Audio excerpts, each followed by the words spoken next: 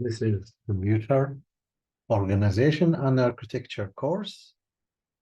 And today we will talk about the basics of logic design as an introduction before we go to the core of the course.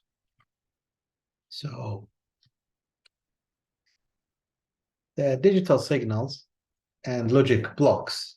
We know the signal can be logically either true or false. True could be 1 or asserted. False, it could be 0 or a de-asserted signal. The values 0s and 1, or we could say logic 0 and logic 1, are called complements or inverses, meaning the complement of 0 is 1 and the complement of 1 is 0. The logic blocks can be blocks without memory, and they are called combinational logic, where the output depends only on the current input. Or they could be blocks with memory, where the output depends on both the inputs and the state, which is stored in a memory device, like flip-flop or a latch. The truth tables, we define the value of the outputs for each possible input combination. If you have 3 inputs, then you will have 8 different input combinations, because 2 to the power of 3 is equal to 8 entries or 8 rows. We fill the truth table starting with the inputs. We label them A, B, and C. C is the least significant bit, and A is the most significant bit. Now for C, we fill it by typing 0, 1, 0, 1, 0, 1, 0, and 1. Notice that we are alternating or toggling the input C, starting from 0, and so on. The next significant bit, here it's B. We fill it like 0, 0, and then 1, 1, 0, 0, and then 1, 1. So we toggle after, we place 2 zeros and then 2 1s and so on. For A, we start by typing 0, 0, 0, 0, and then 1, 1, 1, 1. Now for the outputs, we have 3 outputs, D and E and F, and the outputs could be anything. In the case of D, it's 0 and the rest are 1. For E, the first entry is 0, the second and the third is 0, and then we have 1, 0, 1, 1, and then 0. For F, all of the entries from entry 0 to entry 6 are zeros. Entry 7 is equal to 1. Notice that we start from 0. This is in decimal. 1, 2, up to 7. And they are 8, and the total are 8 entries. Now the primitive logic gates and their respective truth table. We have the buffer, where the output F is exactly the input X, so F is equal to X. If X is 0, then the output is 0. If X is 1, then the output is 1. We have the NOT logic gate, or the inverter, where the function or the output F is equal to X bar, or the complement of X. F is equal to X bar. If X is 0, then F is 1. If X is 1, then F is 0. We have also the AND logic gate, where it's two inputs. It has two inputs. Now, the output function is equal to x ANDed with y. The truth table of the AND, the output is always 0, except when both x and y are equal to 1. If x is equal to 1 and y is equal to 1, then the output is equal to 1.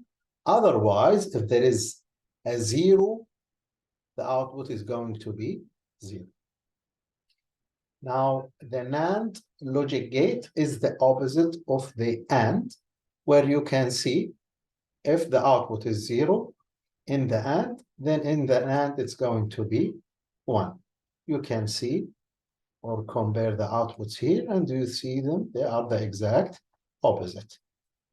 Now, this is the sample of the NAND logic gate, and the function is equal to the AND inverted, or we call it like this, x ANDed with y all bar. Or we could say x NAND y. We have also the OR function, where the output is 0 only in one case, when both of the inputs are 0. Otherwise, if there is a 1 in one of the inputs or both, then the output is going to be 1. The OR function is, as you can see, x or y. So we use this sign, the plus sign for the OR. We use the dot for the AND. Now, the NOR function is similar to what we discussed between the AND and the NAND. Now we have the NOR, which is the opposite of the OR. You can compare between those two, and you find that they are the exact opposite. This is the symbol of the NOR, if it is two inputs, and the function is x or y all bar, or we could say x nor y. These are called primitive logic gate. You can notice that the buffer and the NOT has only a single input, while AND, NAND, OR, and NOR, they are all having two inputs if they are primitive logic gates. The AND, NAND, OR, and NOR could have more than two inputs, 3, 4, or 5 n number of inputs. But the outputs in all cases is always one output. Now, here is the truth table and function for the XOR and XNOR. The XOR is an exclusive OR, which is very close to the OR, except that if both inputs are 1 and 1, the output is no longer 1, like the OR, it is 0. You can look at it as if the input differ, if the inputs X and Y differ, then the output is going to be 1. If they are the same, then the output is going to be 0. This is the case for a two-input XOR circuit. This is the sample, and the function is X XOR Y, or you could say, looking at the ones in the output, that it has two terms or together. The first term is X bar Y, which is this one, and the second term is X Y bar, which is this one. You can notice that we said X bar because in X, when we looked at this one, in the output, we found that the X is equal to 0. So we put bar in the function. Similarly, when we looked at the other one here, we put bar on the Y. Now, for the XNOR, or the two-input XNOR function, it's the opposite of the XOR, as you can see. And we could say that if the inputs are the same, then the output is going to be 1. If they differ, then the output is going to be 0. And this is the sample. The functionality is f equal to x, x or y, all bar, or you could say x, x nor y. You could find the function also by looking at the one, and you notice that it's going to be 2 terms, x bar, y bar, or x1. Now, for a 3 input XOR, X, Y, and Z are the inputs, and the output is F. It's implementing what we call the even function. The even function is if you count the number of ones in the inputs, and you want the outputs along with the inputs to have an even number of ones. So as you can see, at the beginning we have 0 and 0 and 0. So we put in the output 0. So when we count the number of ones in all of them, it's going to be 0, which is an even number. Now in this case, and this case, you can find that we have only a single 1 or single logic 1 in the inputs. So we put in the output 1 to make the total number of ones in each one of them 2. So we have 2 ones here, we have 2 ones here, and we also have 2 ones here. And we know that 2 is an even number.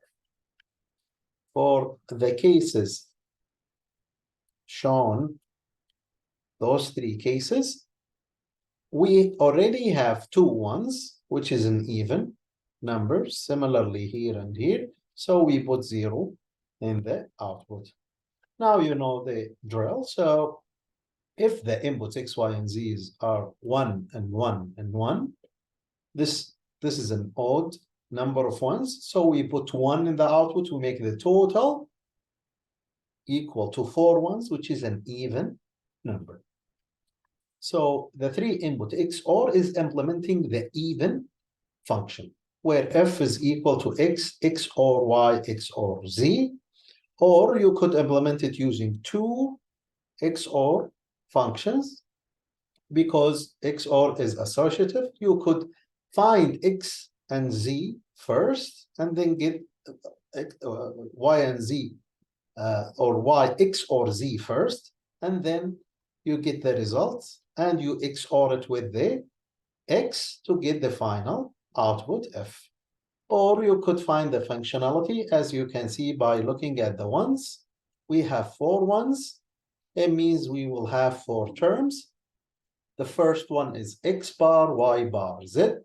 The second one is x bar, y, z bar. The third one is x, y bar, z bar. And the last one is x, y, and z. The 3 input XNOR function implements the odd functionality, where it will be the exact opposite of the 3 input XOR. Now, if you count the number of ones here, they are even, so you put 1. Here it's odd, you put 0. Here it's odd, you put 0. Here it's even, then you put 1 to make it odd. This is odd, so you put 0. This is even, 2 ones, so you put 1 to make the total odd number of ones. And here you put 1 to make the total odd number of ones. And the last one, we have 1, 1, 1, 1, 1, which is 3 logic ones, which is an odd number, so we put 0 in the output. Now, you could say or draw the block or draw the logic gate of the 3 input XNOR like this. The functionality would be x, x or y, x or z, all bar. Or you could do it like this in 2 levels, but be careful. The first level is just an XOR. And then the second level is an XNOR. Or you could think of it this way, that we will have an XOR followed by an XOR, and then we put a bubble at the end to make it the opposite of a 3-input XOR, which is going to be the 3-input XNOR. For the functionality, you look at the ones, and you will find also 4 terms, and you can find them from the truth table. Now, going back to the previous slide, you could say that whenever we find a positive of a function, for example, a buffer, and the opposite of it is the inverter or the NOT gate, we have a bubble at the end. The AND, we have a NAND, we have a bubble at the end. OR and NOR, we have a bubble at the end. Similarly, for the XOR and XNOR, we have a bubble at the end. And even if they are 3 inputs as well. Now, we will talk about the usage of the K-map or Carnot map to optimize functions or make them in their simplest form. So, for example, if we have this truth table for D and E and F, we could find the functionality by looking at every one in the truth table, and we found the min term related to each entry or each input combination. If we look at D, for example, we will have 1, 2, 3, 4, 5, 6, 7 min terms. We will have 7 min terms. Each min term will have 3 literals. 3 literals, which is going to be a huge number of literals. You can see 3 times 7 is 21. Or we could use the K-map to optimize. To do this, for example, for D, we will do D and E and F. For D, we will start filling the Carnot map, as you can see. We will construct a 3-input K-map. Since we have A, B, and C, we will make the most significant A over here, and it will denote 2 rows. The first row being 0, and the second row being 1. Or let's call it row number 0 and row number 1. And then we have 2 inputs, B and C. We put them like this, and then we denote them this way: 0, 0, 1, 0, 1, 1, and then 0, 1. In decimal, there would be 0, 1, and then this is going to be 3, and this is going to be 2. It's very important to see that the 3 is going before than the 2. The reason for this is to satisfy the adjacency of the 2 neighboring squares. To make 2 or ensure that 2 squares are neighbors or adjacent, there will be only 1 bit flip from going from one to the other. As you can see, we have 1 flip here. Between this one and this one, we have 1 flip over here. Between the last 2, we have only 1 flip. We don't allow 2 flips.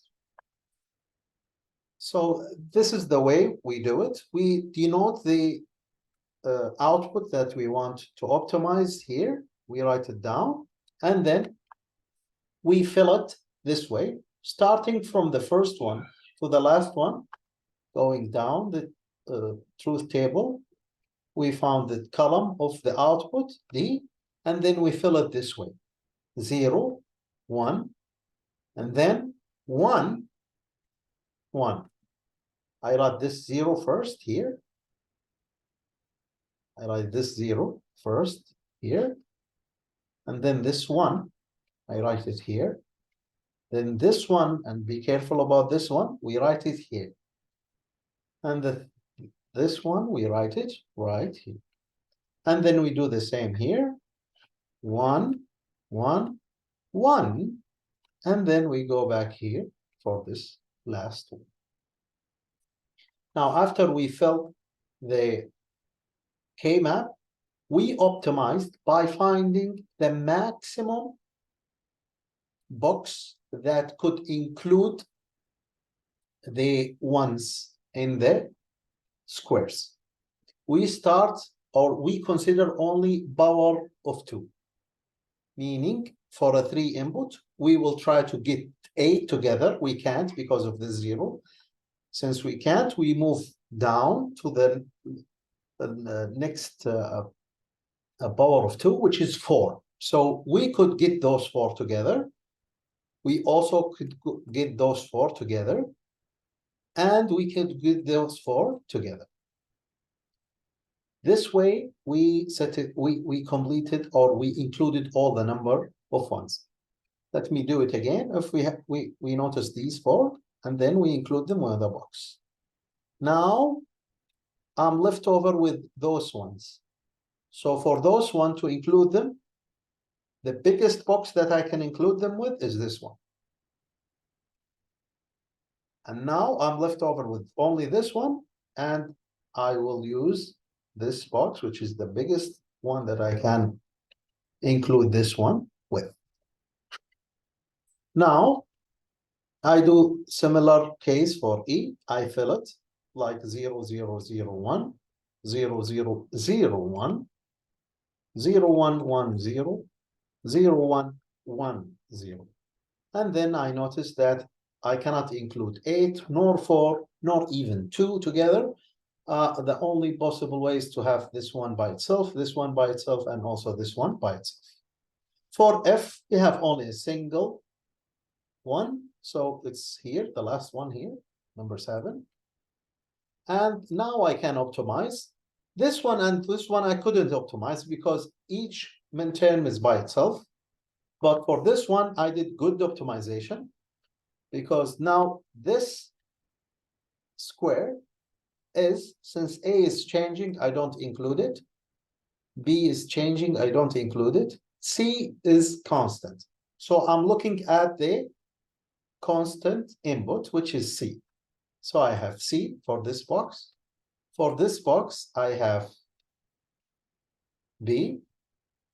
And for the last one, this one, I have A. So now the function D is A or B or C. For E, I have 3 min terms. The first one is A, B bar, C. This one, or this one here, is A bar, B, C. And the last one is A, B, C bar. Now for F, it's very easy. You can see it's A, B, C. And these are the functionalities that we got for D, E, and F. For example, we said D, if we didn't do the optimization, we will have 21 literals. But after the optimization, we had only 3 literals, which is a big simplification. Now, the truth, or the using a 4 input K-map, we use it only if we have 4 inputs. If we have this output G, we fill it, but now be careful about how to fill a 4 input K-map. First, you have the first most significant bits A and B here, followed by C and D over here. Now you fill the rows as 0, 0, 1, 0, 1, 1, and 0, 1.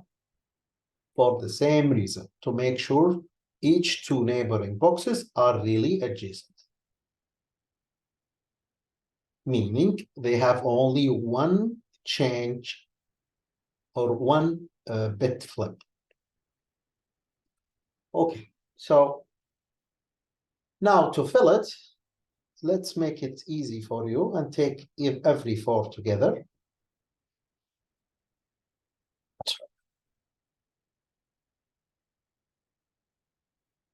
And then those 4.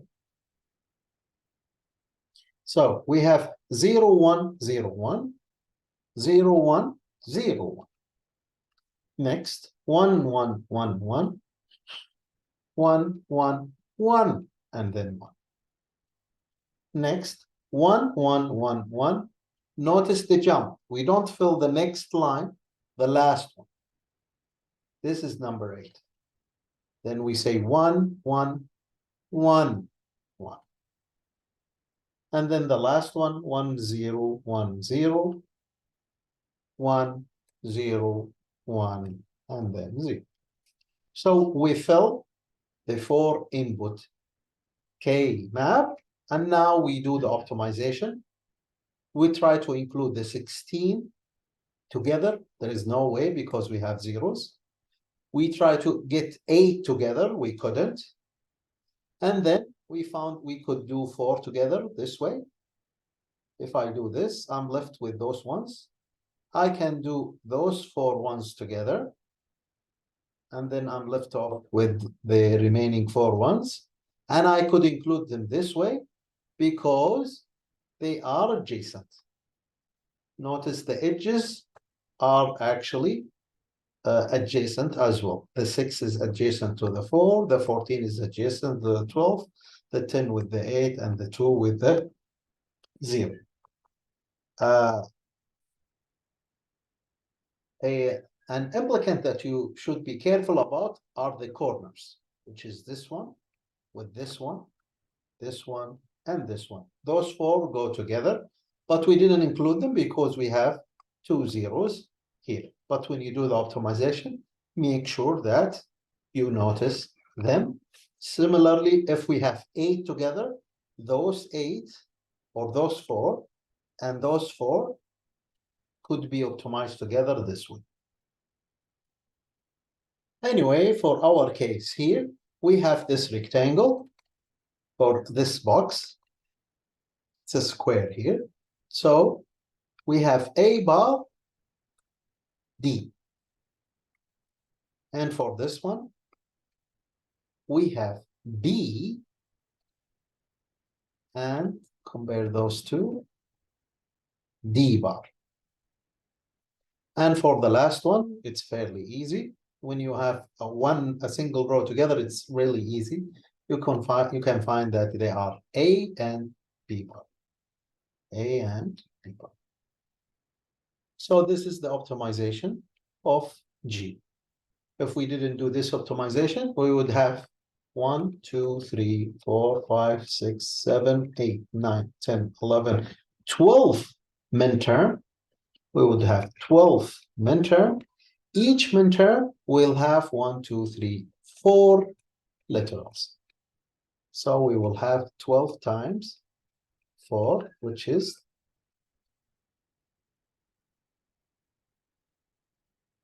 46 letters, 48 letters. So you could see that there is a big simplification too here. Instead of 48, we have 1, 2, 3, 4, 5, only 6. So Carnomap helps us in doing optimization. Now we'll move to Boolean algebra, which is which express the logic function with logic equations mathematically. The variable values are either 0 or 1. So if we have a variable a, this a could be equal to 1 or 0. We have 3 main operators, and we already discussed their gates. The OR operator, the AND operator, and the NOT operator. The OR operator, which is A or B. The result is 1 if either of the variable is 1. It's also called a logical sum taken from the addition here, but we call it OR. It's the AND operator written as a dot, or we take it out completely and we simplify it as A AND with B. The result is 1 only if both inputs are 1. And it is called the logical product for obvious reason.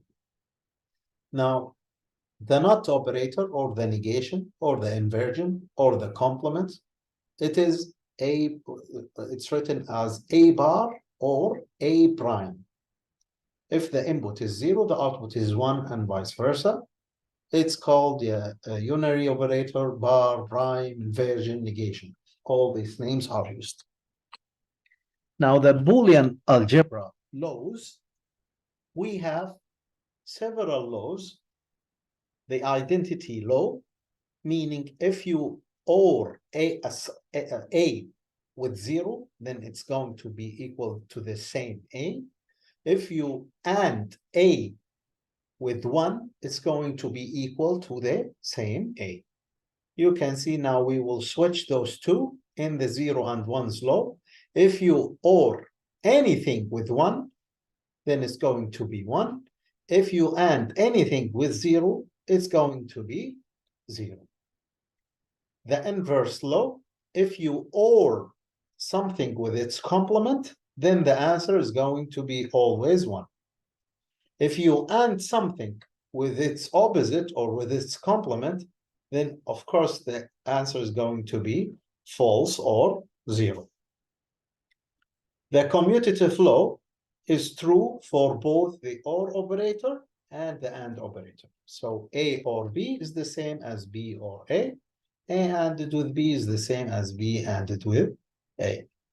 Associativity laws also work. If you want to OR 3 variables, you could start by finding B or C and then get the result ORed with A, or you could get the result of A or B first and then OR the result with C. Both of them are equal. Similarly, for the AND circuit or the AND gate. The distributive law, one of them is very common and you could understand it because it's working with what you studied in the decimal form in the math since you started studying math from the elementary school up to this point. Which is if you have A ANDed with B or C, then you distribute the A this way. So you say A ANDed with B or A ANDed with C. So if you look at it from this direction, you are distributing the A to the terms. If you look at it from this direction, what you do is you are trying to take a common factor. You take the a common factor here. Now, you have the same law if you distribute the OR to the AND. And this might be tricky for you, but you should practice. You could do the same, the A with the B and the A with the C, and this would result to A or B ANDed with A or C. Similarly, if you look at it to this direction, then you can take the A as a common factor. Now, the last law that we are going to discuss in this revision is De Morgan's law, where A or B all bar is equal to A bar ANDed with B bar. You could remember this by the saying, break the line and change the sign. So if you break this line, everything below it, you change it. So the A becomes A bar, the OR becomes AND, the B becomes B bar. Similarly, if you have A and B ANDed with B all bar, the A becomes A bar, the AND becomes OR, and the B becomes B bar. Now, the logic gate implementation, if we have the basic gates and OR and NOT, those three could implement any function. This is a simple example. If we have G equal to X bar or Y all bar, what you do, you will get this first by finding x, and then you have the inversion. Now you have x bar here, and then you get x bar OR with y. This is x bar ORed with y, and then you get the result, which is this one here, and you do this result, you invert it at the end. So you can see that we included an inverter at the end to get G. Those two inverters that we include here, we could make them in a simple form like this, only bubbles. So this is a very simple implementation, or very simple block or logic gate that have this or represent this logic function. Now we will see famous or very significant combinational logic circuits. The first one is a decoder. It has n-bit inputs, and it has 2 to the power of n outputs, as you can see here. If we have the inputs equal to 3, then we will have 2 to the power of 3, which is 8. And we call this decoder 3 to 8 line decoder. All what you need to know is the number of inputs, which is 3, and the number of outputs, which is 8. One output is asserted at a time. This is the truth table, and this is the rule that we're gonna apply. Starting from 0, 1, those 3 inputs, and we fill the truth table the same way that we said, 0, 1, 0, 1, 0, 1, and so on, 0, 0, 1, 1, and so on, 4 zeros and 4 ones. This will give you 0, and followed by 1, followed by 2, and so on. So the first one being 0, 0, 0, you will have 1 in the output 0, and the rest will be 0. So you assert the output that matches the input combination that you get. For the next one, you have 1 here in the output 1. The next one, you have output 2. And you can see that the diagonal here will be equal to 1, and the rest will equal to 0. An encoder is performing the opposite function of the decoder, but in logic circuits, we use decoders much more than encoders. Now, the next important combinational logic is the multiplexer. The multiplexers are combinational circuits that receive a binary information from one of the 2 to the power of n inputs and direct it to a single output. So what we are doing is we are choosing, for example, if we have 2 inputs, meaning that we have 2 to the power of 1, then we choose one of them, or we select one of them to the output, either the A or the C. The decision maker here is the selector. Since we have 2 to the power of 1 in the input, we need only a single selector line. So we need a selector line here. If we select 0, we will pass the A. If we select 1, we will pass the B. It's called mux or multiplexer or selector. An example, or the way you say it or write it down, 2 input mux or 2 to 1 mux. Some books used 2 to 1 like this. The selector value is the control value used to select one of the input values as the output of the multiplexers. Now, this is the sample of the multiplexers. We use in this class this multiplexer sample more, and the internal design for multiplexer, you can see it as You can see here, it has two levels. The first level are ANDs, and the second one is an OR.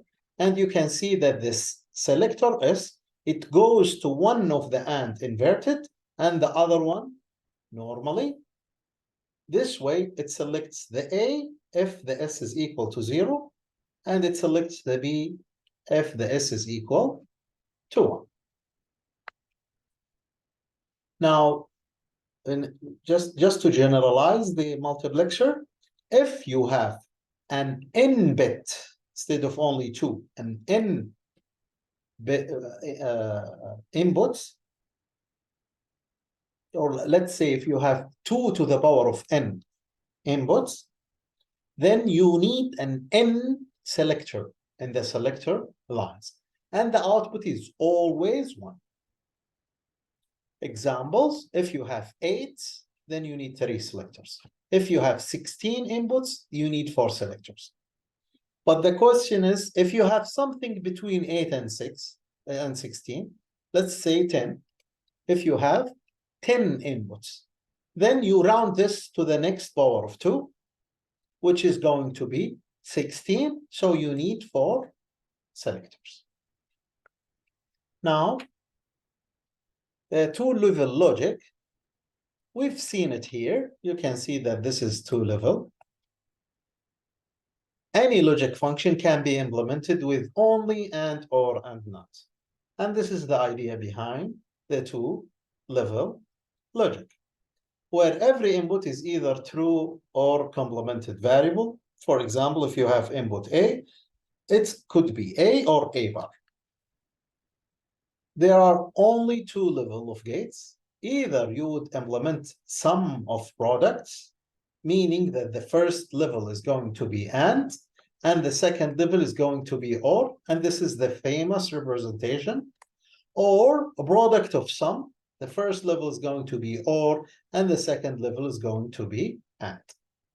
Let's focus on this one. If you have this truth table, and this is the output D, you look at the ones, and each one would have its min term. So you would have 4 different min terms. They are ORed together.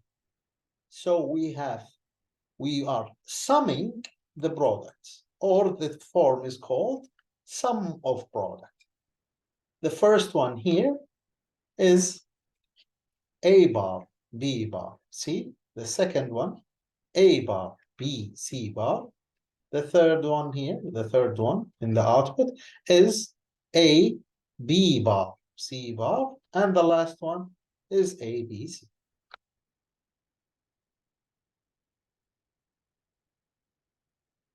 Now, we will talk about the PLA. It's a programmable logic array. In short, it's abbreviated as PLA. Is a structured logic element where everything is organized. It's representing the sum of product, which has set of inputs, corresponding input complement, which is meaning that I will have the input and its complement. If I have 2 inputs, A and B, then I will have A and A bar, B and B bar. And then I will have 2 stages of logic.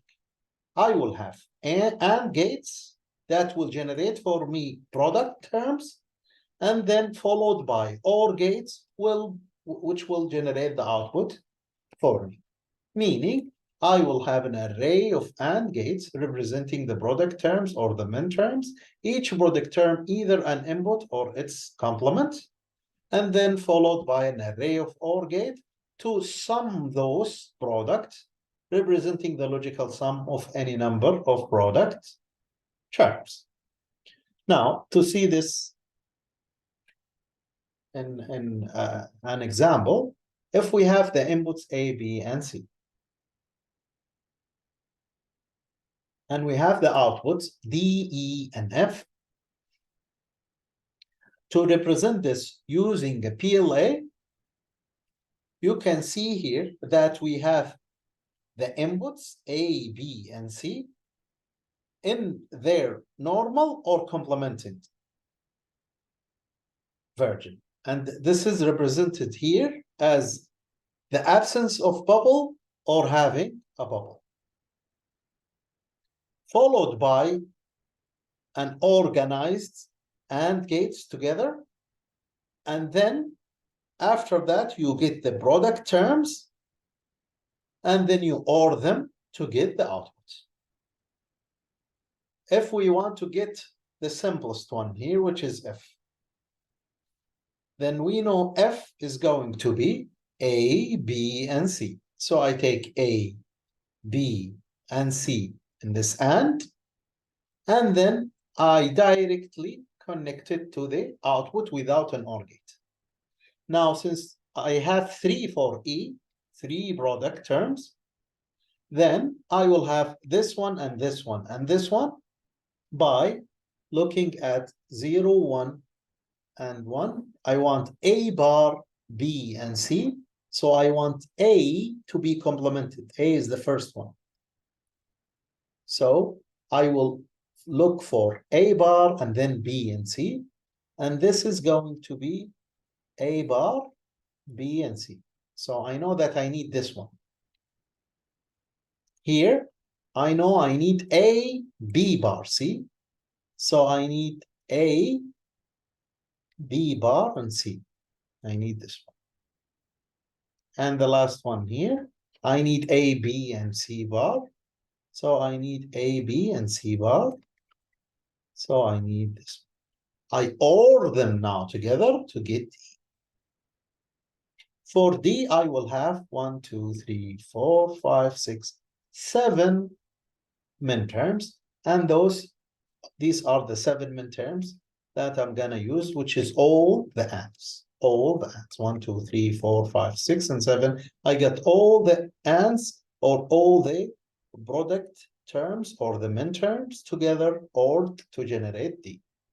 Notice in this PLA, we did not show A bar, B bar, C bar. It could be there in the PLA, but it's not used, which is A bar, B bar, and C bar. We did not use it at all. So it would be there, but it's not connected to any OR gate or generated directly into outputs. Because D has this, in this minterm, D is equal to 0, E is equal to 0, and also if is equal to 0. So from the get-go, we know that this minterm will never be used. We could also implement it this way. You can find that this is easy. This is going to be A and B and C, and you have A as normal or complemented, similarly for B and C. Now for the F, to get the F, it's going to be C, B, and A, or A, B, C. Notice that we connected those 3 together, and we generated F. For E, we generated A, let me write this again, A, B, and C bar. And we connected to the E. We generated A, B bar, and C. We connected to the E, and we also got A bar, B, and C to get this one and connected to the E. This matches those 3 points that we discussed before to generate the output E. Similarly, we generate D, and you can see that D includes everything, starting with the A bar, B bar, C, and then A bar, B, C bar, and then A bar, B, C, and then A, B bar, C bar, A, B bar, C, A, B, and C bar, and also A, B, and C. So it got everything. You can notice also the behavior that we said about the truth table, 0, 1, 0, 1, 0, 1, 0, 1.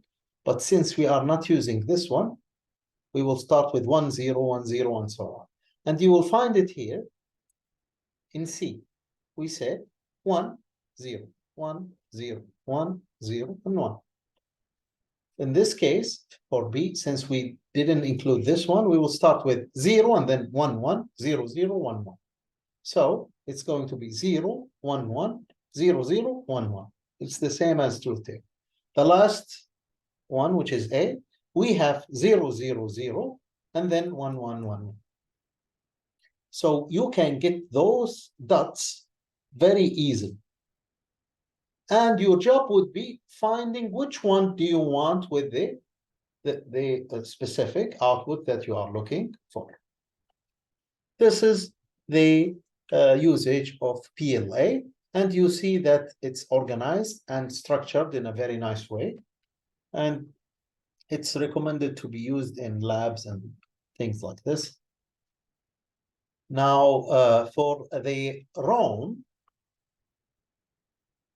we have historic development for the read-only memory.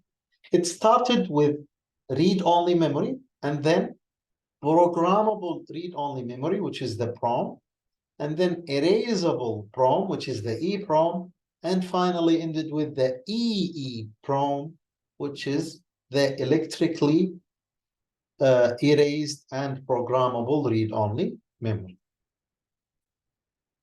The ROM content can only be read, structured logic to implement logic function.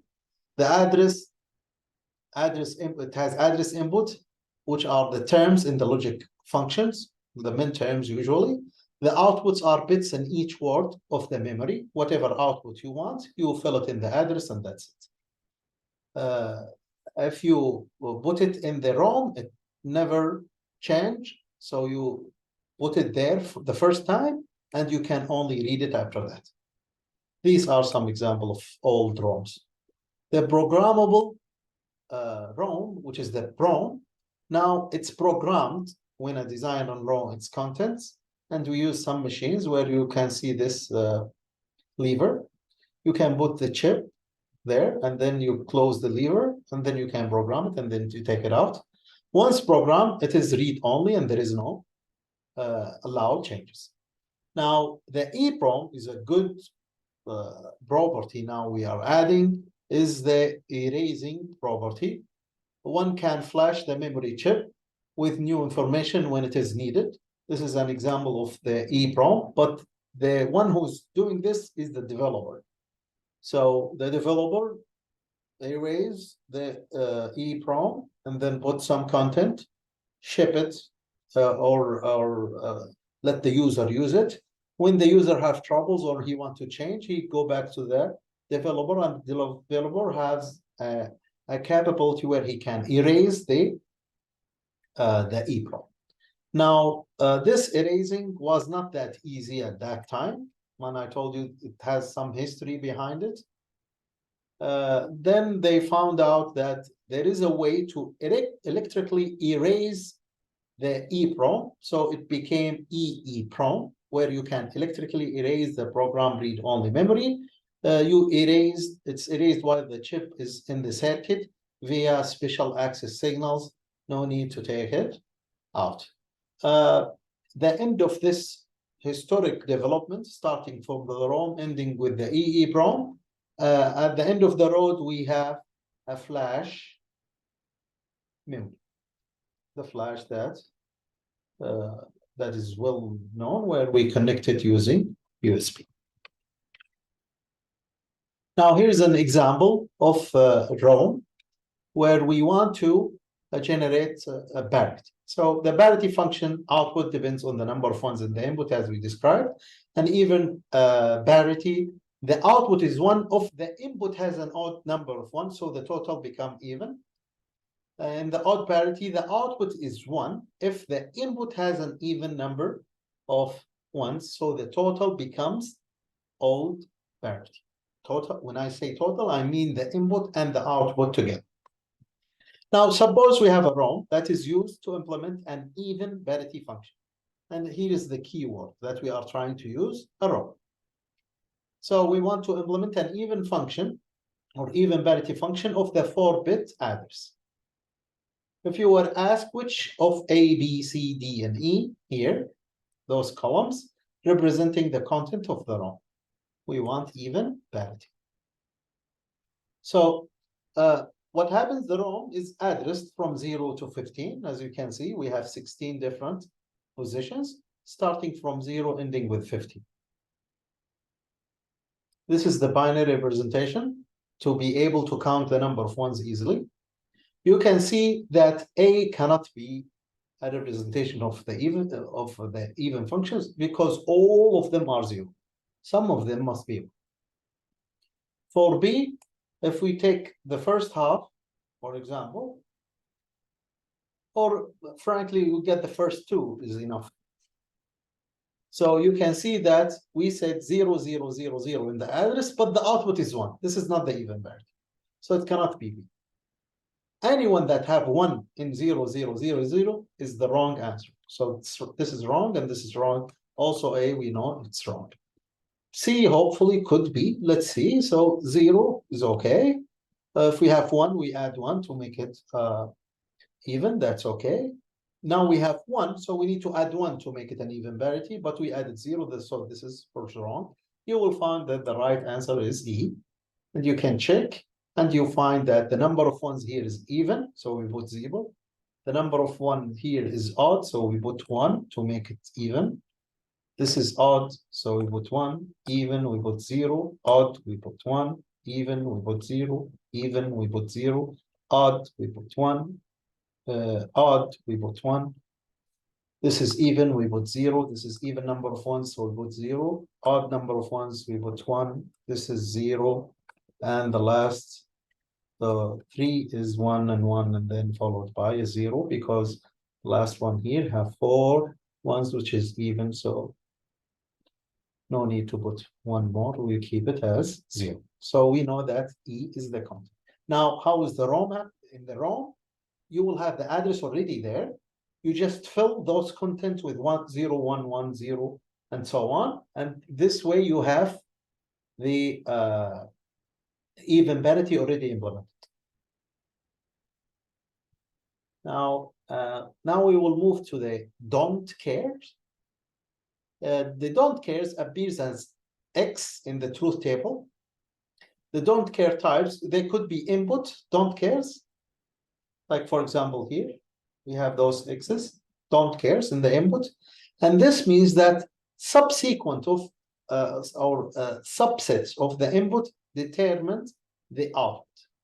Not so having one XX, this means that we don't care about the B or the C in the inputs, meaning 1, 0, 0, and 0, 0, 1, 1, 0, 1, 0, 1, 1, and 1, 1, 1, all will give us the same output. So notice that since we have don't cares, 2 don't cares in the inputs in this line, this is actually is 4 entries. We combine them together in only 1 row. It could be also output don't cares. This means that the output is irrelevant. As you can see here, we have output don't cares. This means that if this is the input combination that you have, the output in F could be 0 or 1. It doesn't matter to us. We don't care about it. So looking from the input point of view, here we don't have any don't cares. So since we have 3 inputs, we will have 8 rows. Similarly here, we will have 8 rows.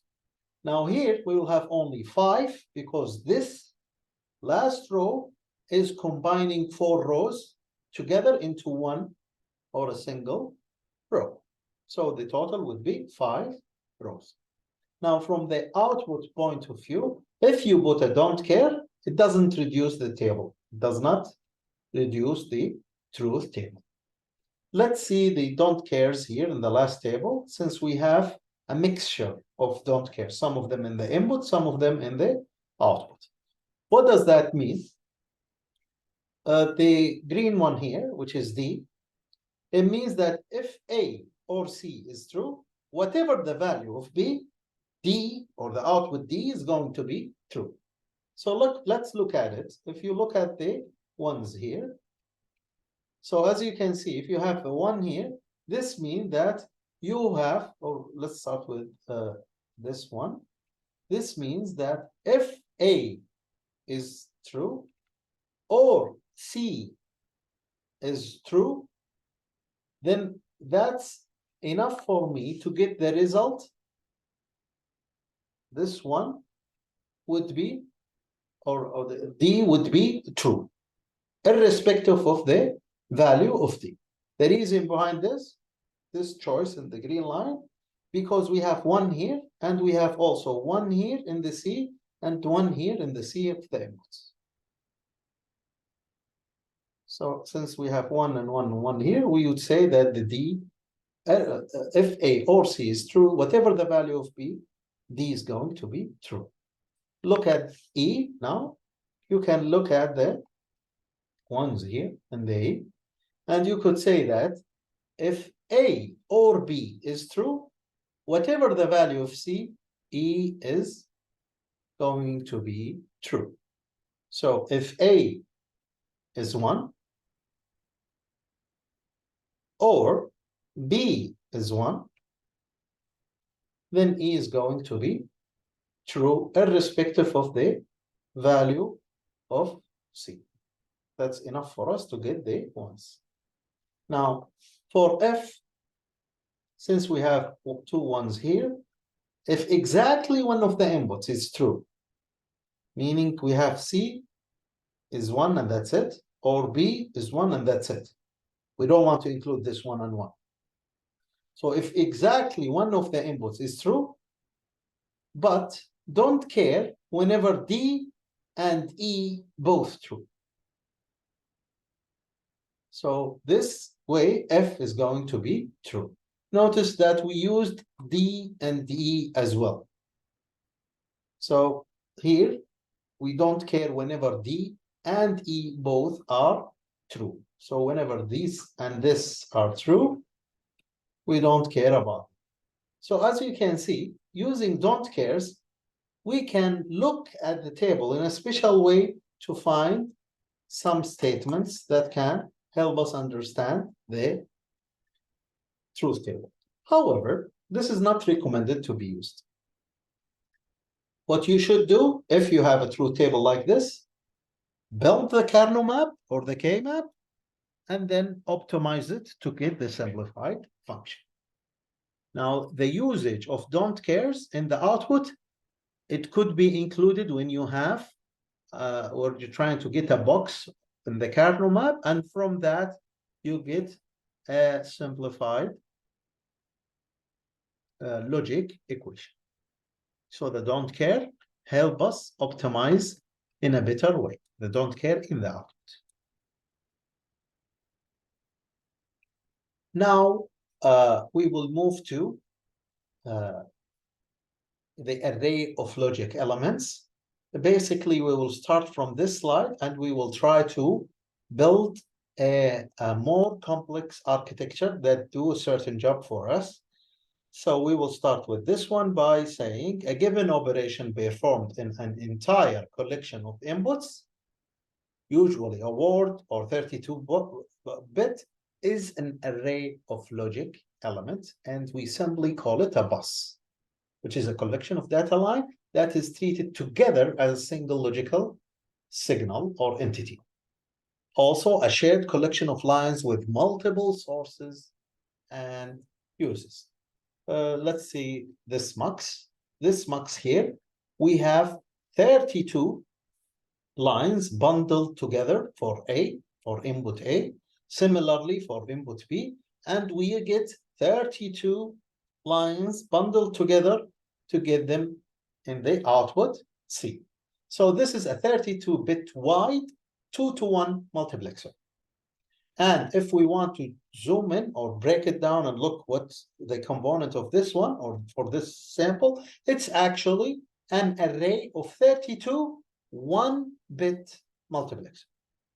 Meaning you will have multiplexers starting from 0 up to 31. 32 different multiplexer. Each one of them is 2 to 1. And you can notice here that the selector is common for all of them, meaning if the selector is equal to 0, this will choose A's and get them to the output, all the A's, from A0 to A31. If the selector is equal to 1, then at this time, you will choose the B's.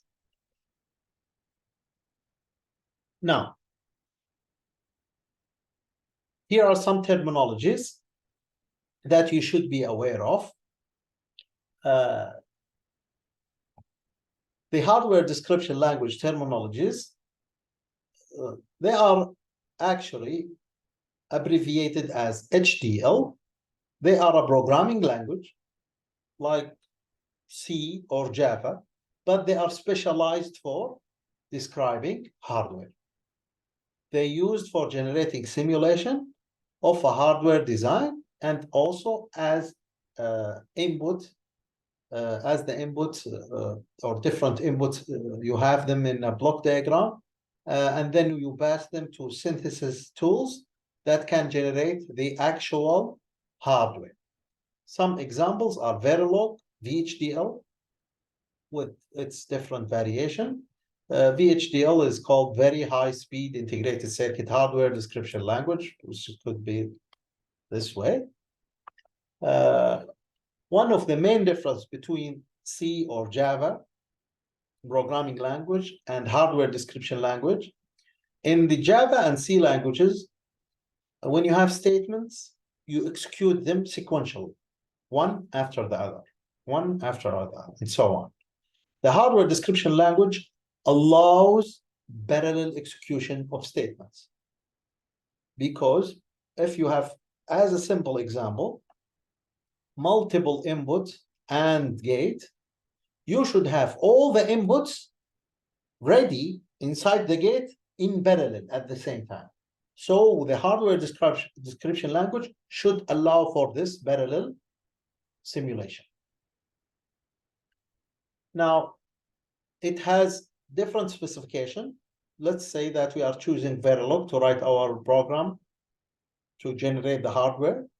Either we write it as behavioral specification, which describe how a digital system operates functionally, or structural specifications, which describe how a digital system is organized in terms of a hierarchical connection of elements.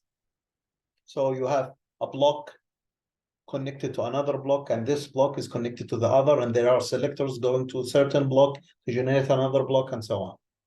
And you have the simplest data flow specification, where you use Boolean equations directly, and you write them in the code of Verilog, for example. These are the three ways of programming. After you program, the hardware synthesis tool helps you to generate the hardware, because they are computer-aided design software that can generate a gate-level design based on behavioral description of a digital system. We are not going to touch these on this course, but we just mentioned them just to keep it in your mind in case you want to build your knowledge in another course. Now, after describing the bus in the best, one of the best slides, now we will construct an arithmetic unit from the very beginning. So we have a 1-bit ALU, which is a 1-bit logical unit of AND and OR. Let's say that our ALU now, we want to get the AND function and the OR function. Or let's say that this is the AND operation and the OR operation. So if I put the operation bit 0, I will get the AND between the A and B and get it in the result. If I want the OR, then I have to say operation is equal to 1. This way I will get A OR with B in the result. Now let's build more into this ALU. We want to add an adder, a 1-bit adder, where you have A and B and the carry in input as inputs. Let's call this carry in. We have A, B, and carry in as inputs, and we are generating the sum and the carry out. Now for the adder, probably you studied in the previous course, and this is a revision. We have the truth table, as you can see here.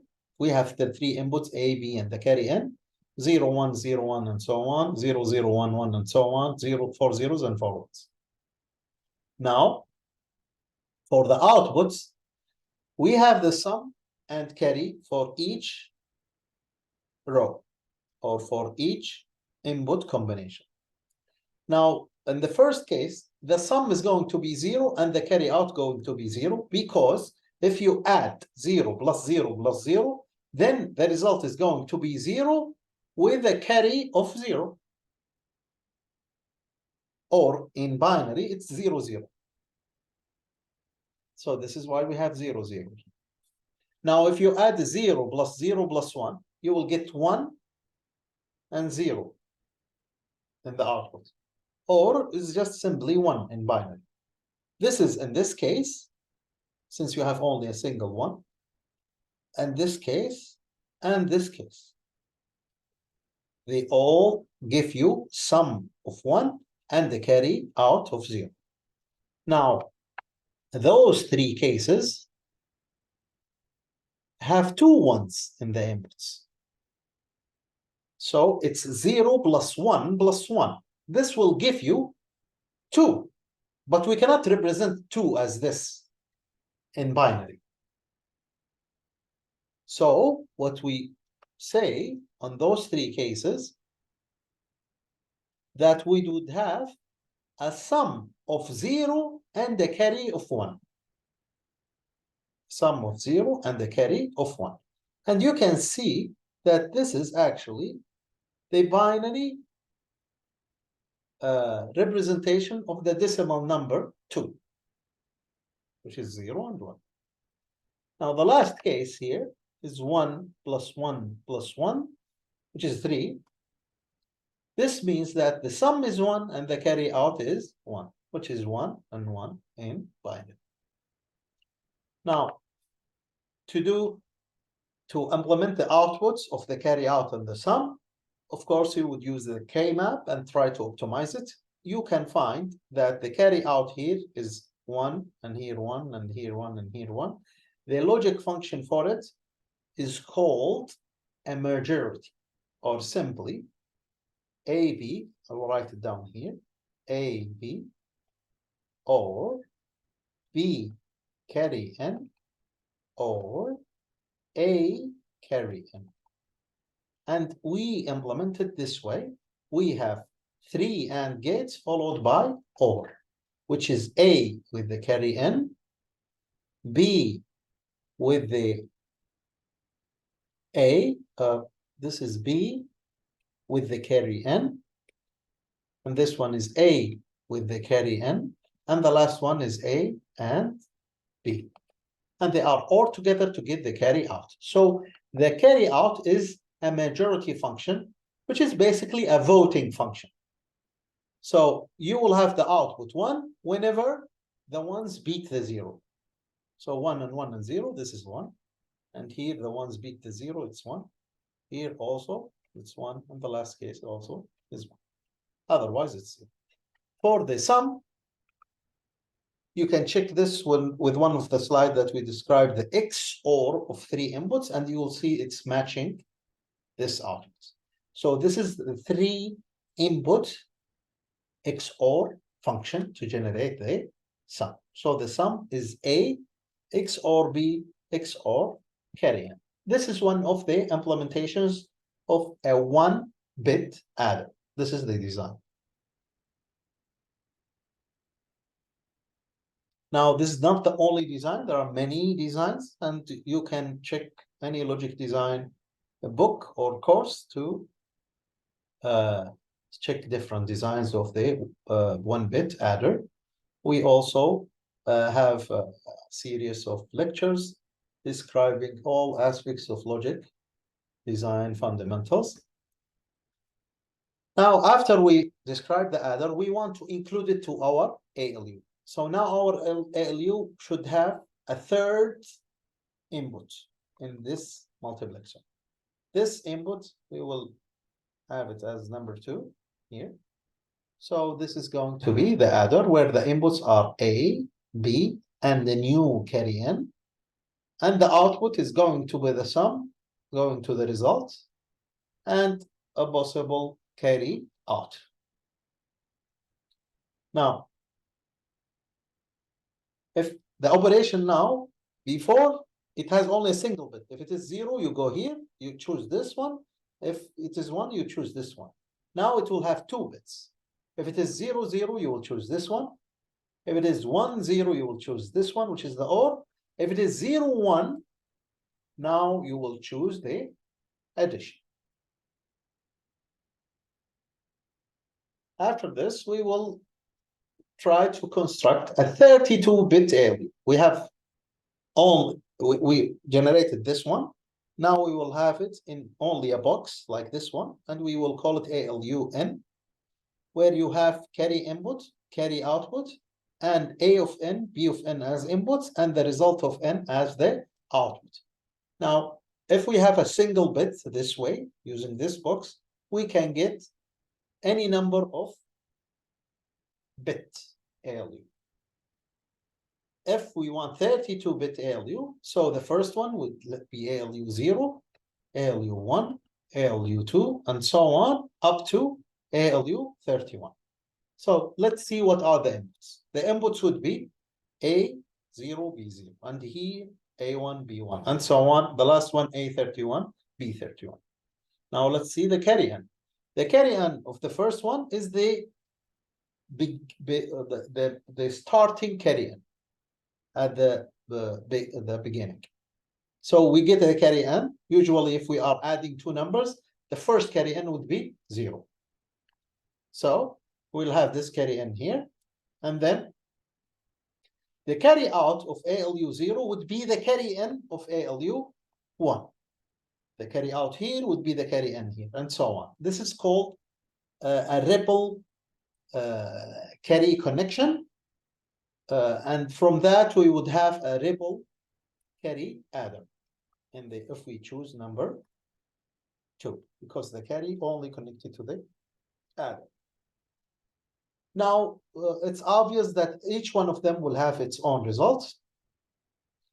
For the operation, we have the operation connected in common to all of the ALUs. Meaning of the operation is 0, 0. Then we will AND A and B together. A is 32-bit and B is 32-bit. So the AND operation bitwise would be 0, 0. If we say that A is 0, 0, 0, 0, and some bits, and the last one is 1, 1, 1, 1. Let's see, B, 32 bits. The first one is 1, 1, 0, 0, and the last one is 0, 0, 1, 1. And in the middles, we're not going to worry about it. We'll just focus on the first 4 and the last 4.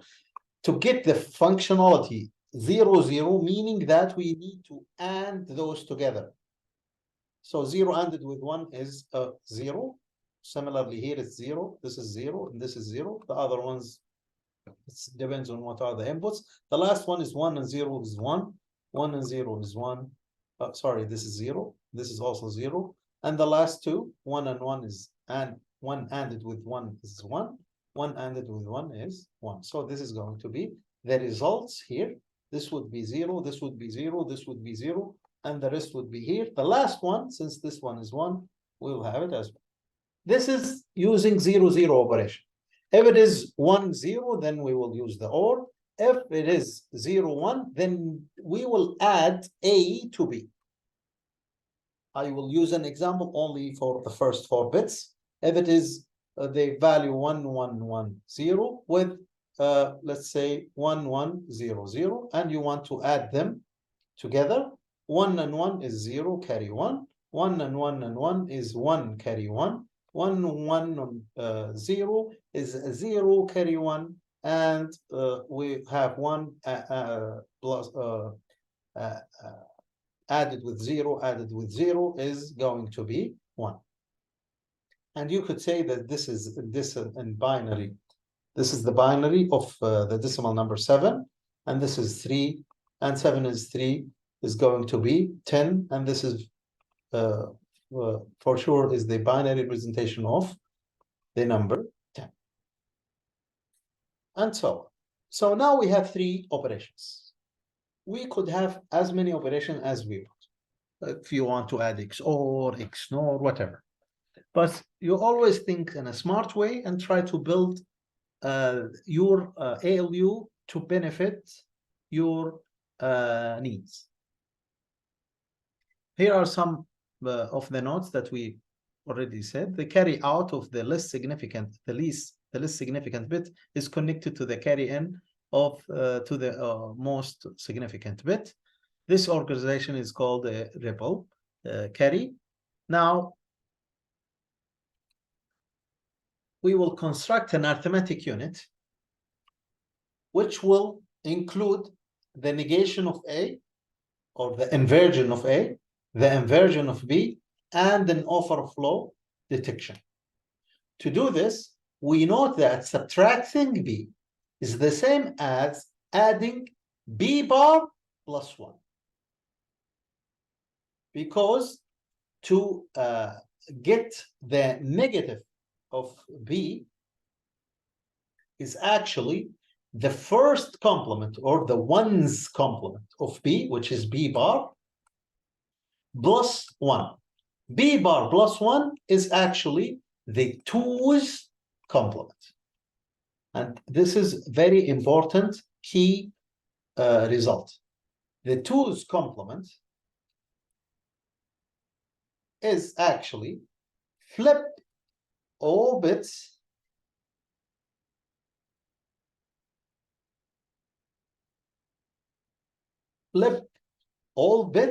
and then add 1. Flipping all the bits is actually B bar, if we are talking about the variable B. And then you add 1. So this is a very important observation. And based on this, we will construct bit 0 to bit 30, as you can see here. Now, what we did is the same as this box that we reached, but now A could be A or A bar. Similarly for B, it could be B or B bar. And you can see it here. Now we have A invert as a control. The A now could be normal A or A bar. Similarly for B, we have B invert. The B could be normal or inverted. Notice that if we put A invert equal to 1, we will have A bar in the output. Similarly for B invert, if it is equal to 1, we will have B bar here in the output. If you do this, now you can AND A ANDed with B.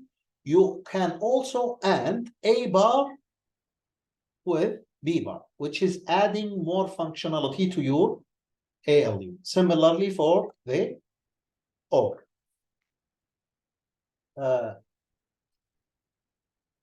Another thing that we added is a third or a fourth input in the multiplexer that is called less. This input would be, we set the least significant bit if A is less than B. So it's like a comparison now. If you have two inputs, A and B, and A is less than B, you would make this one equal to 1, which is the less input of this ALU. Now we will have this from bit 0 to bit 30. And we want the result, in that case, the new case, set the least significant bit if A is less than B. We want bit 0 only to be 1. And the rest of the bits, bit 1, 2, 3, up to 30, would be all zeros. Now, this is for bit 0 to bit 30. The last bit, which is 31, we will have a special or more logic added to it. And the reason is because the last bit would be the sign bit if you have signed numbers. Also, if you want to detect the overflow, you use the last bit.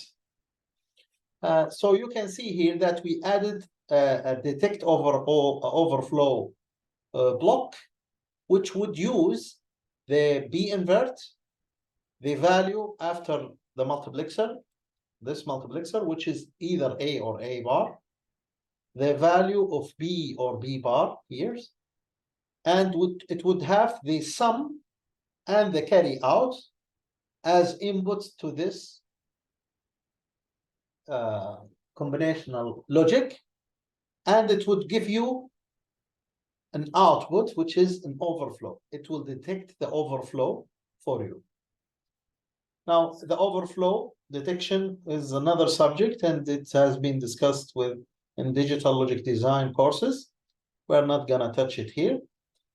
I could simply say to you that the overflow, for example, let's call it V, is actually the carry, which is Cn minus 1, XOR with the carry N. This is the last carry, and this is the carry in the previous stage. If you XOR them together, it will give you if there is an overflow or not. But that's another subject. Now, here is the set that we talked about, set the least significant bit, if A is less than B. So it takes the output after the adder, and from that, it tells you if you will set or not. The reason is, if you want A is less than B, this means you can put B here on this side, that A minus B is less than 0. Or you could say, you could add B here and B here. So this operation is less than B. Now, you could take advantage of these inequalities to generate the set function after the addition. So you actually subtract the numbers and check the result, the sign of the result. The sign of the result tells you if A is less than B or not. If it is 1, it means that the result here is negative, B is more than A. If it is 0, then for sure A is less than B. If it is 0, then A is bigger than B. If it is 0. So it's the opposite. Anyway, you could write the logic functionality to get this set. And this one is going to be the last bit. The result here, you will take it and give it to the first bit, which is bit 0. Now, to understand this, we connected this one here, this box. We will call it ALU now. We connected ALU 0, ALU 1, ALU 2, up to ALU 3 this way. Now, the operation is common, as we said. And now we have the A invert and B invert as inputs. You can see them here, A invert and B invert. They are new inputs because we added more functionality. We also have this list as a new input. So the A invert and B invert would be going inside every block to either get the A or the A bar, B and B bar, and so on. Now for the list, you can see that the ALU 0, the list is coming from the last bit, ALU 3. Because you compare the signs and you can know if A is less than B, because A minus B is less than 0 this way. If you subtract A from B, and the result is positive, it means that the last bit is 0.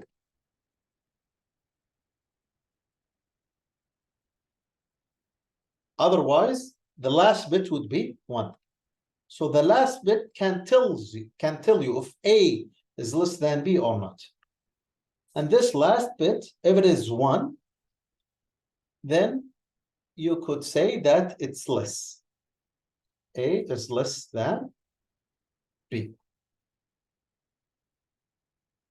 Because you subtract A from B and the result was 1, meaning that it was a negative number. So A must be less than B. So if this is 1, you go here and it would be connected here. The operation, as we said, is common. The carry in is connected in a ripple way, and the results go outside. You can see the last one also will detect the overflow for you. Now, this is a good design up to this point. We have 32-bit ALU, which is great. But we can also add a 0 detection, meaning if the result is equal to 0, by adding or ORing all together, ORing all the results together. After that, we complement it, or simply we use an OR 32 input NOR gate to detect the 0. So if we only focus up to the OR, if there is a 1 anywhere, it means it's not a 0. If there is a 1 here and the rest are 0, this means that this result for sure is not going to be 0. So what you want to detect if there is a 0 or not. And this happens only when all bits are 0. So if all the bits are 0 and you put them in an OR gate, it will be 0 only if they are all zeros. And this time it tells you that, oh, there is a 0. So this signal, I call it 0, is going to be 1 if there is a 0 in the OR. So I need to add this inverter to make this 0. I flip it to 1. So 0 will be equal to 1 of those are 0. This is the 0 detection, or simply it's an OR circuit, and this is the functionality as you can see.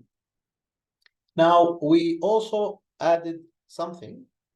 If you notice here, the carry in was disconnected from the B invert. If we introduce a new signal called B negate, and we connected this one to the B invert and also to the carry in, then we are facilitating the addition and subtraction. Because the subtraction, this is going to be the A invert. This is the B negate. In case you want to add, then you will add A and B. So this is going to be 0, and this is going to be 0. 0, this 0 will go to the B invert, and it will go as the carry in, which is normally when you want to add A and B together. A being 32 bits and B being 32 bits. You add them, the adder will get the result for you from result 0 to result 31 with a possible carry out. There is a connection here. I'm not sure why it's not shown. Now, what if you want to subtract? If you want to subtract, this will happen. This is the A invert. And if you want to subtract A minus B, you want to do this operation. This operation would be A plus negative B. And we know that negative B is going to be B bar plus 1. So we take A as the normal variable. So we put B in A invert equal to 0. The B negate, it's going to be B bar. So we make this 1, and at the same time, it's going to be the carry in here. So we have 1, it will flip the B's, and also we have the 1 in the carry in, indicating that we're getting the complement, and we adding 1 also to get the 2's complement of the B. And this way we can subtract easily. Now we have this architecture that we built step by step. And notice in both of them, we have the less here, which is based on the output coming from the ALU at the position 31. All the other lists are equal to 0. Because we want to set the least significant bit to 1 if A is less than B. The other results would be zeros. This is the third function, the fourth line in the multiplexer. Now, after this discussion, we constructed an arithmetic unit that have this symbol. We have A and B as an input. We have the ALU operation, as you can see here. And we have the result 0 for zero detection, and the result based on the ALU operation, and an overflow detection output, and possible carry out. Now the ALU operation, we combine the blue lines together. So this is going to be the A invert, this is going to be the B negate, and the last two is the ALU, either 0 or 1 or 2 or 3, because we have 4 lines in the multiplexer. Now, if you choose 0, 0, then you are doing an AND between A and B. If you choose 0, 1, 0, then you are doing an OR between A and B. Notice that 0, 0 means that you are getting a normal A and a normal B. If you have 0 and 1, then you are adding A and B, A plus B.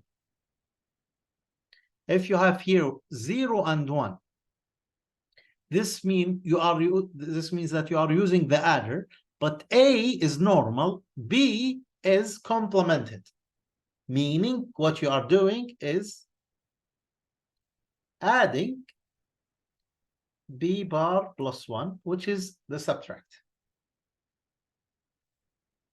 So if you have 1, 1, then this is set on less than, meaning that you will have the third input and you need to do subtraction to get the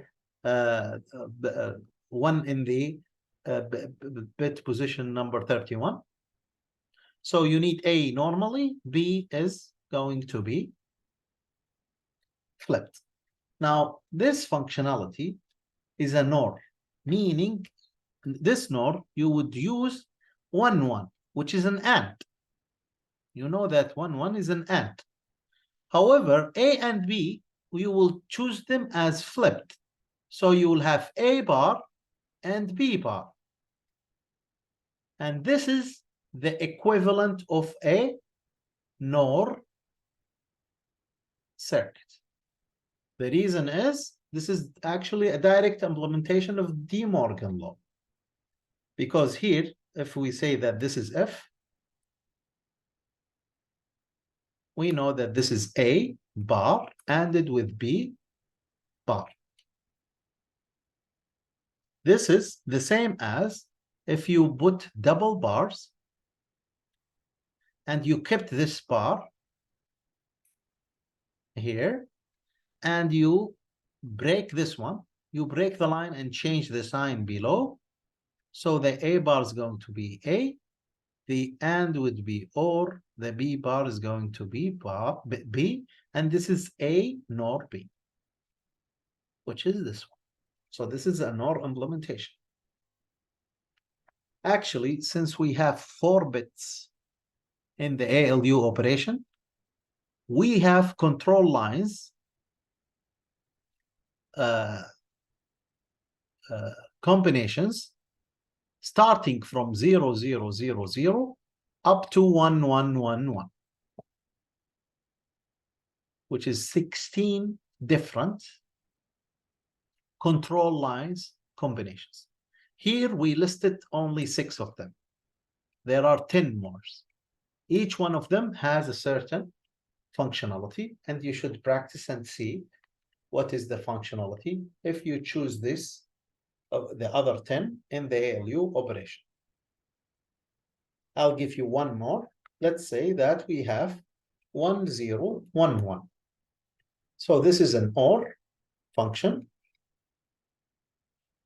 but we are taking the inversion of A and B. So this is going to be a NAND. And so now we will continue our revision. Up to this point, we only talked about combinational circuits. Now we will try to include some revision in the sequential circuit. So we know sequential circuits, if we focus only in the synchronous sequential circuit, we need to know the clocks. So the clocks in sequential logic decide when an element that contains a state should be updated. The clock period is the time for one full cycle. So this is a clock, and this is a clock period, starting from the rising to the next rising. One edge of the clock is active and causes state to be changed. We have the clock frequency, which is the inverse of the cycle time, or the inverse of the clock period. This is the clock period or the cycle time. If you calculate it, it has some nanoseconds. You take the opposite or the inverse, 1 over the time, to get the frequency, which is going to be the clock frequency. Usually it's in gigahertz. The clock cycle time or clock period is divided into 2 portions. Those portions, whenever it is high, whenever it is low. The edge-triggered clocking, a clock scheme in which all state changes occurs only in the edge and nothing else. So usually we have either a rising clock edge or a falling clock edge. So if we say that this is, we only calculate at the rising, so we only look at the rising. The rising clock edge is also called a positive edge, while the falling edge is called a negative edge. Now, a clocking methodology is the approach used to determine when the data is valid and stable relative to the clock. So notice that the sequential circuit, if they are synchronous, we need to care about the clock. So for example, if you have this clock cycle, this is one cycle from rising to the next rising. This cycle should include the time going through the state element, whether it's a latch or a flip-flop, plus the combinational logic. It should cover all the timing in there.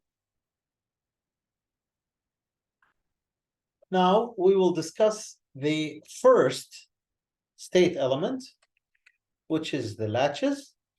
We will talk about it a little bit, and then we will talk about the flip-flops. So this is a summary of the latches. All memory elements store states. The state element is a memory element. For a synchronous system, it's actually a memory system that employs clock, because now it's synchronous, where data signals are read only when the signal values are stable.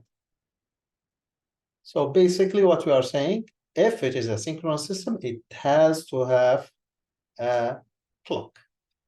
A latch is a memory element in which the output is equal to the value of the stored state inside the element. The state is changed whenever the appropriate input changed. So the state is changed whenever the appropriate input changed, and also the clock is asserted. When a clock is active, the output follows the input. These are two famous latches. You should focus only on the D latch, but I will also describe the SR latch. The SR latch, if the S is 0 and the R is 1, so you are trying to reset. So the Q is going to be 0 and the Q bar is going to be 1. I missed the bar here, so make sure it's there.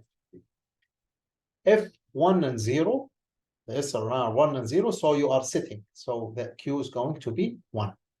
Q bar, of course, is going to be the opposite. If the SR latch have a 0, 0, it means that you are latching the value inside the latch.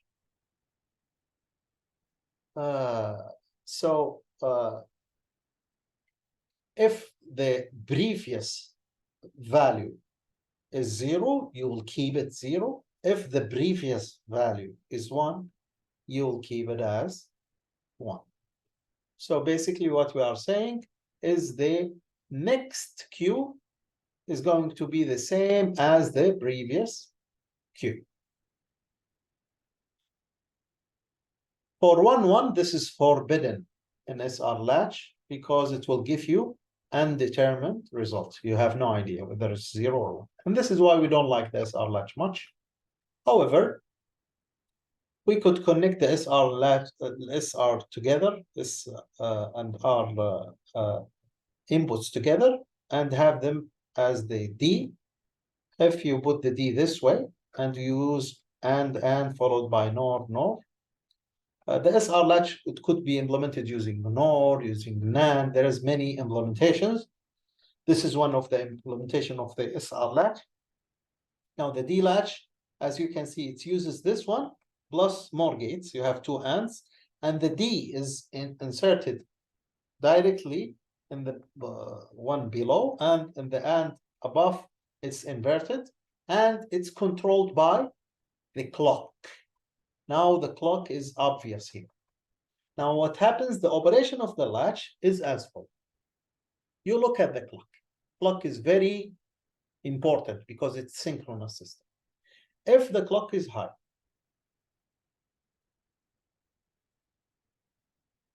whatever in the input, you look at the input is D. The input here during the high time is 1. So the output with a certain delay is going to be the same. You pass it. When the clock is 1, you pass the D to the Q, or whatever we said here. When the clock is active, being 1, the output follows the input. Similarly here, whatever the value here, it was 0, so it will be 0. Now, so here we pass. We pass. Now what happens when the clock is 0? In the latch, we store or we save the value. How? How is this in the timing diagram? We don't look at the D at all. Whatever the value before in the Q, we keep continuing the same value. We save it. Now, before it was 1. When the clock is low, we keep saving this 1. Before it was low, so whenever the clock is low, you are going to save the value of the Q. So this is going to be saved and copied. Similarly here and here. We assume the beginning we have a value of 0. Now, moving to the flip-flops. The flip-flop is a memory element built from two latches. So you have a D latch, the one that we just described, connected to another D latch. Notice the D is connected here in the first D of the first latch. The Q of the first dash of the first latch is the D of the next one, and then you get the Q outside. The Q bar is going to be the one below it. Now, the difference is the clock. You get the clock connected normally and flipped to the other one. The inverter could be in this line or here in this line. Now, since we are describing this block diagram, you look at the second latch. If the inverter is in the clock input of the second latch, then this is going to be a falling edge flip-flop. If there is no inverter, this one, in this case, is going to be a falling edge D flip-flop. Now, if the inverter is not here, it's just a simple line, and the inverter is right here, then this is going to be a rising edge flip-flop, since in the second latch we have the clock connected normal without flipping. So going back to our description, the output is equal to the value of the stored state inside the element. The internal state is changed only and only in the clock edge. Meaning, now if we have this and we have this latch we know it's falling edge. So we look at the clock only in the falling edge. This is the falling edge, this is the next falling. Here we check the input. If the input is 1, as you can see here, then it's going to be 1, and it's going to be saved everywhere else. The passing only happening exactly at the edge. So here we have the input 1, we keep it 1 the whole time until we get the second falling. This way we check the input, we found that the input is low, so we go low and we keep it until we get the second or the coming falling. At the beginning we assumed that it was 0, so since there is no falling before, so we kept it as 0 until we get the first falling. Now the flip-flops and latches are the simplest memory elements. The D flip-flop is a flip-flop where one data input with one data input, and that stores the value of that input signal in the internal memory when the clock edge occurs. The input must be stable a period of time before and after the clock to make the D flip-flop work. And this is called a timing requirement of the flip-flop. And usually these are the two times that we care about. At this critical time, which is the falling, the time before that, we call it a setup time. The time after that, we call it the hold time. So any signal that gets inside being the D in the flip-flop, this D, should have the setup time requirement satisfied. Also, whenever you are trying to save a value, you shouldn't allow any new values until you hold the value in the flip-flop for some time. This time is called the hold time. Now, the setup time is the minimum time the signal must be stable before the clock edge. The hold time is the minimum time the signal must be stable after the clock edge, as you can see in this diagram. Now, after we know the D flip-flop, we can build a register file. The register is an array of D flip-flops. Now, this is a single register. The register file is a state element that consists of a set of registers that can be read, written, or simply accessed by supplying a register number to be accessed. This is an example. If you have a register file, as you can see, it has certain read registers, that read data, and write registers and data. So let's look at the inside of the register. If we have, let's say, 32 registers, from register 0 up to register, from register 0 up to register 31. And let's say also that each register is 32-bit. It could be 8-bit, 16-bit, but we choose that each register is also 32-bit. This means that register 0 has 32 D flip-flops connected together. Similarly for register 1, all the way until register number 31.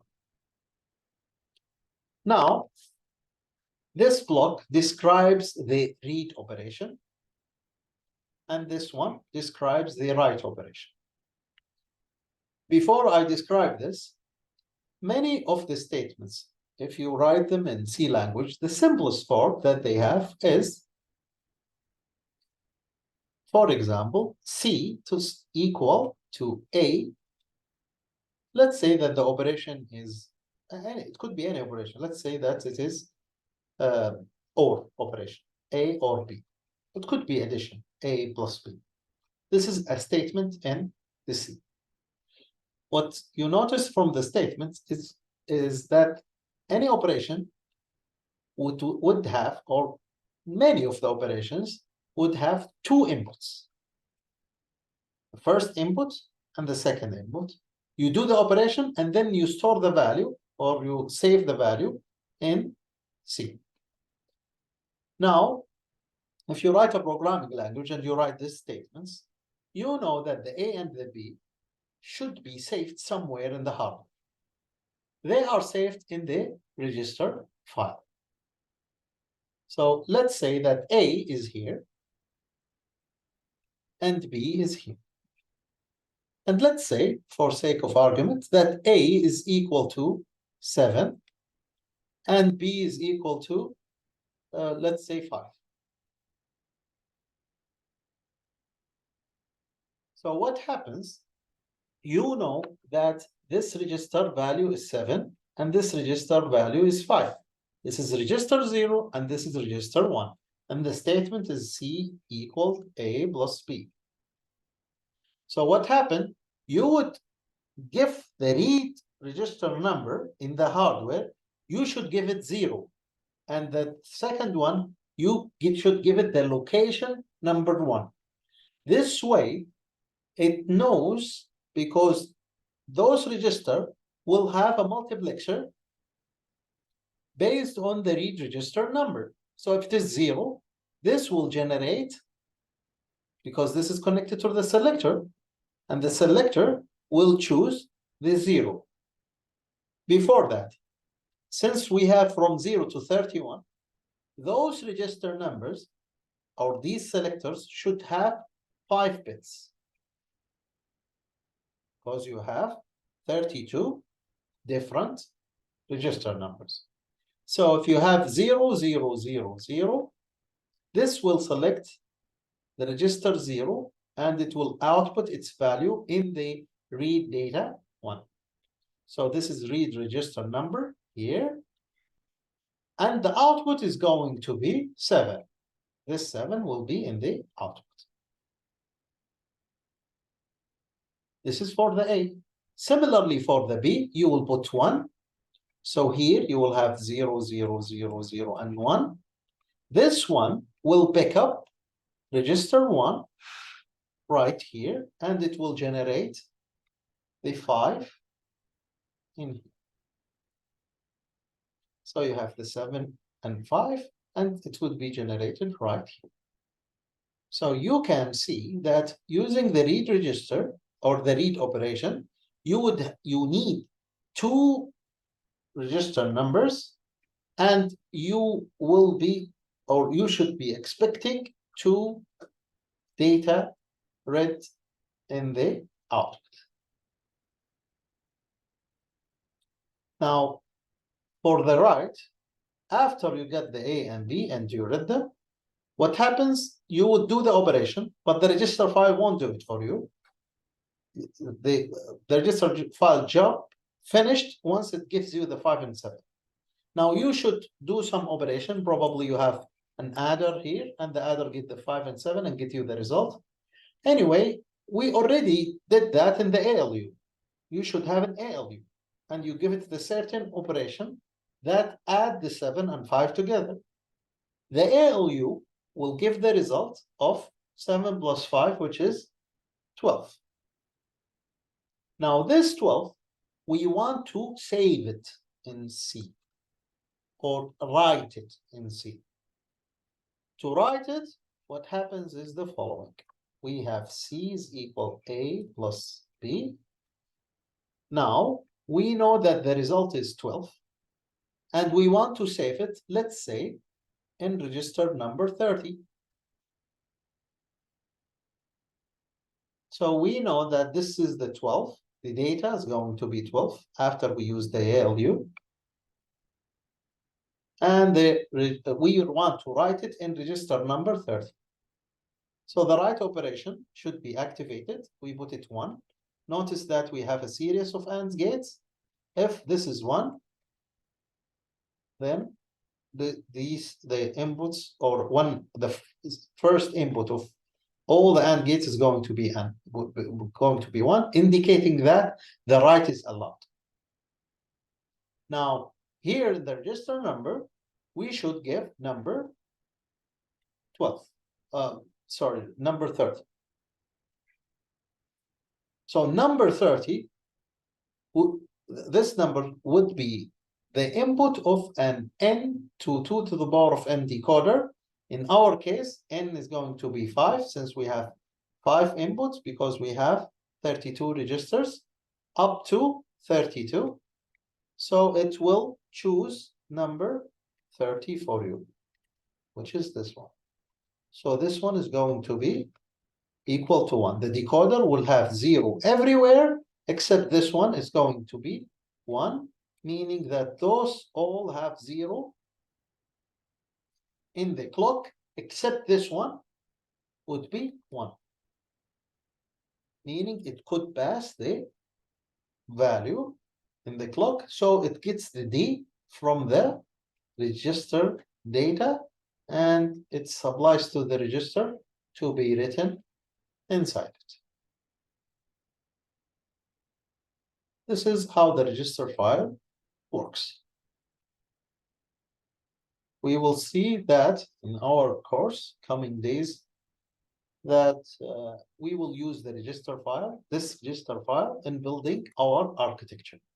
We will also use this ALU in building our architecture.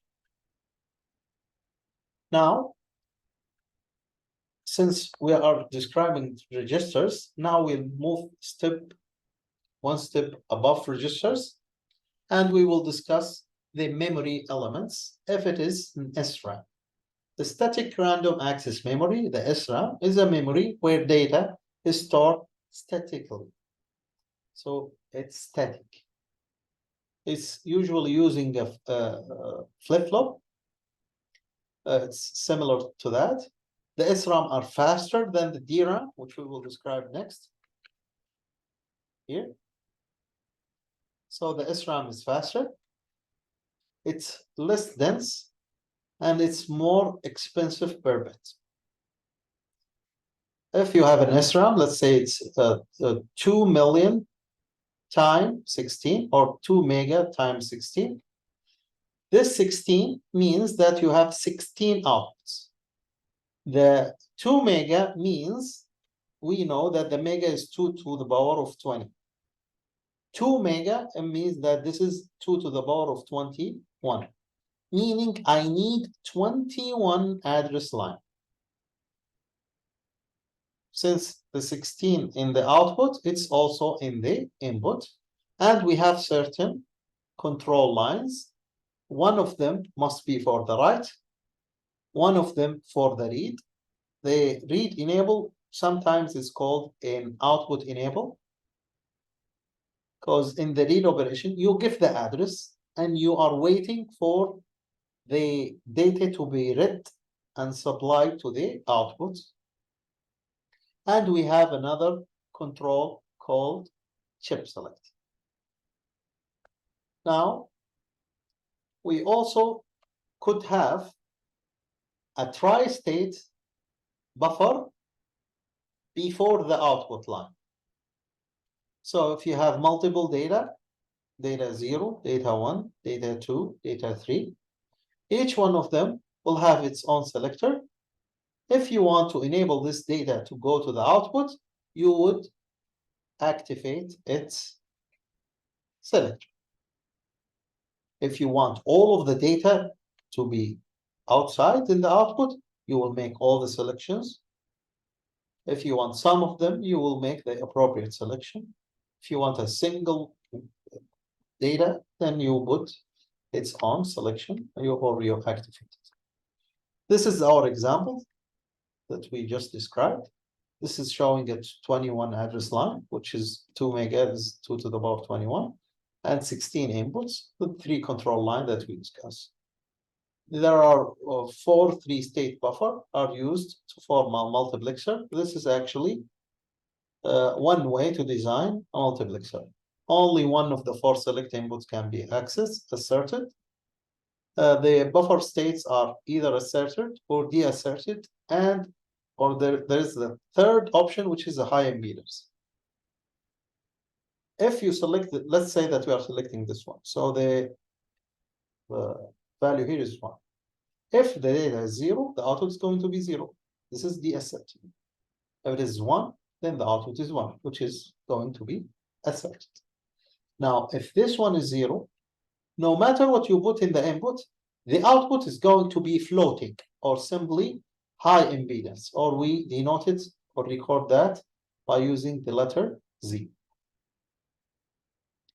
A 3-state buffer or a tri-state buffer with the deasserted output enable has a high impedance output that allows asserted output to drive the shared output line.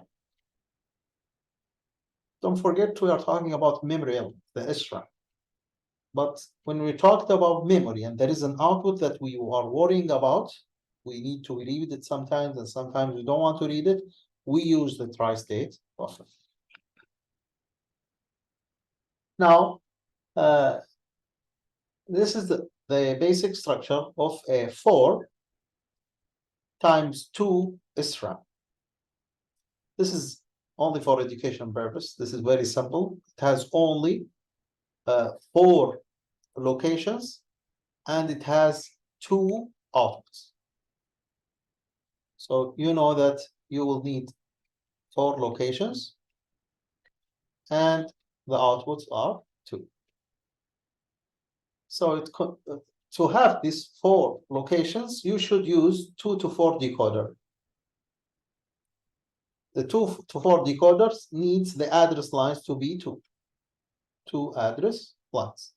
If you use 0, 0, you will access this one. 1, 0, you will access this one. 0, 1 will access this one. And if you put in the address 1, 1, then you will access this one. Now, this decoder selects which pair of cells is activated. Just to complete the picture, if you choose 0, 0, this one is going to be 1. This is the job of the decoder, and the rest would be 0. The activated cell uses a 3-state output connected to the vertical bit line that supplies the requested data. Now look at the data. We have a data here and the data here. Now, we use also data input to the SRAM. It has 2. The outputs are 2. Similarly, for the input, they are 2. Now, if you access, if the address is 0, 0, this 0, 0 will have this line equal to 1. This one will go to the enable, meaning that I'm enabling this latch and also this latch. Now for the clock, the one responsible to pass the D or not, is connected or gated by an AND gate. So it doesn't go directly. You have to make sure that the write is enabled to write inside the latch. Now to write inside the latch, you will take the inputs and write them right here. And that's it for the writing. For the reading, you had the same thing. You have to enable and also enable this one. And now in the write, you don't really need to have the write enabled. So this could be 0. The clock is okay. Now what you do is you will read, because now you are trying to read, you will read the Q in the D output of 1 and the D output of 0 to read them from the SRAM memory. Now, since this line is shared between 4 different latches, similarly for this one, to make sure only one of them is going to be connected to the D out, you could use the tri-state buffer idea that we described here. Now, the address that selects the cell is sent to one of the sets of a horizontal address line, as we said. This is called word lines. This one is a word line, word line, word line, and word line. The output enable and chip select signals are not shown here, but they should be activated. The chip select should be activated whether you are reading or writing.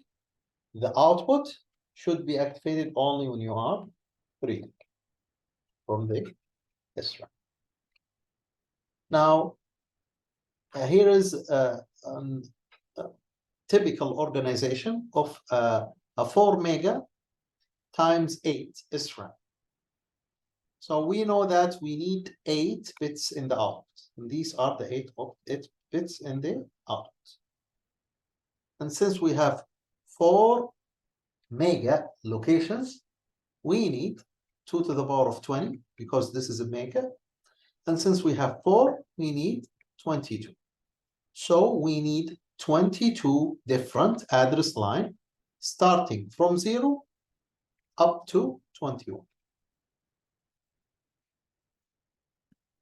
Now, we did the organization of this SRAM as an array of 4 kilo times 1024. To do it using this array, since we have 8 or we want 8 different outputs, what we did, we have 8 different copies of 4 kilo times 1024 SRAM. Now, since this is a 4K, you need 2 to the power of 10, and the 4 you need 2, so 2 to the power of 12. So you need 12 lines. You take the most significant 12 lines, starting from 10 up to 21. If you count them, you will find that there are 12 address lines. Those 12 address lines will be entered to 12 to 4096 decoder to choose one location among those many locations, 4096. So it will choose one of those locations. This location will supply you with 1024 outputs, because this is a smaller version of this SRAM. Now, from this 1024, you need only 1 bit. And to choose this, you have to have a really big mux that is from 1024 to 1. And for that, you need 10 selection lines, which is from 0 to 9. Similarly for this one and this one and this one and this one. So what happens is we did some SRAM organization where we built a bigger SRAM from small or smaller SRAMs. The first decoder decode the most significant 12 bits, and then a set of multiplexers here give you 1 bit among those 1024 bits using the 10 least significant bits of the address.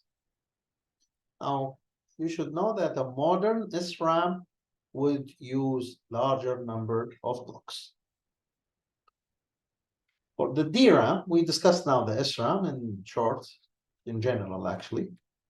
The DRAM is a dynamic random access memory. The SRAM using flip-flops or latches. The DRAM, it's storing the value using a capacitor. If this capacitor is fully charged, then you are storing logic 1. If it is empty, no voltage at all, then you are storing a 0. So because of this capacitor behavior, it's either empty or charged or in between, it's storing this value dynamically. The value kept in the cell is stored as a charge in the capacitor, and the pass transistor, simple transistor behaving as a switch to access this capacitor. If you want to access this one, the word line should be activated, should be 1. This way, you make connection between this line and the capacitor that moves as an output in the bit line.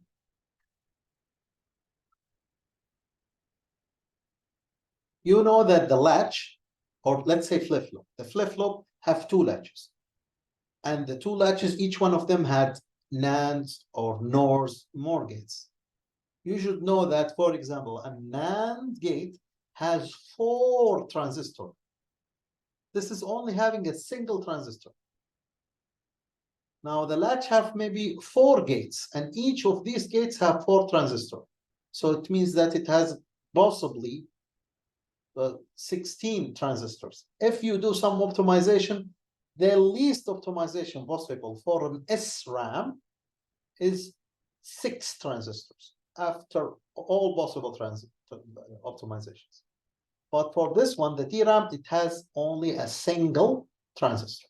So you can compare. The DRAM has 1 transistor, the SRAM has 6 transistors in its most simplified version.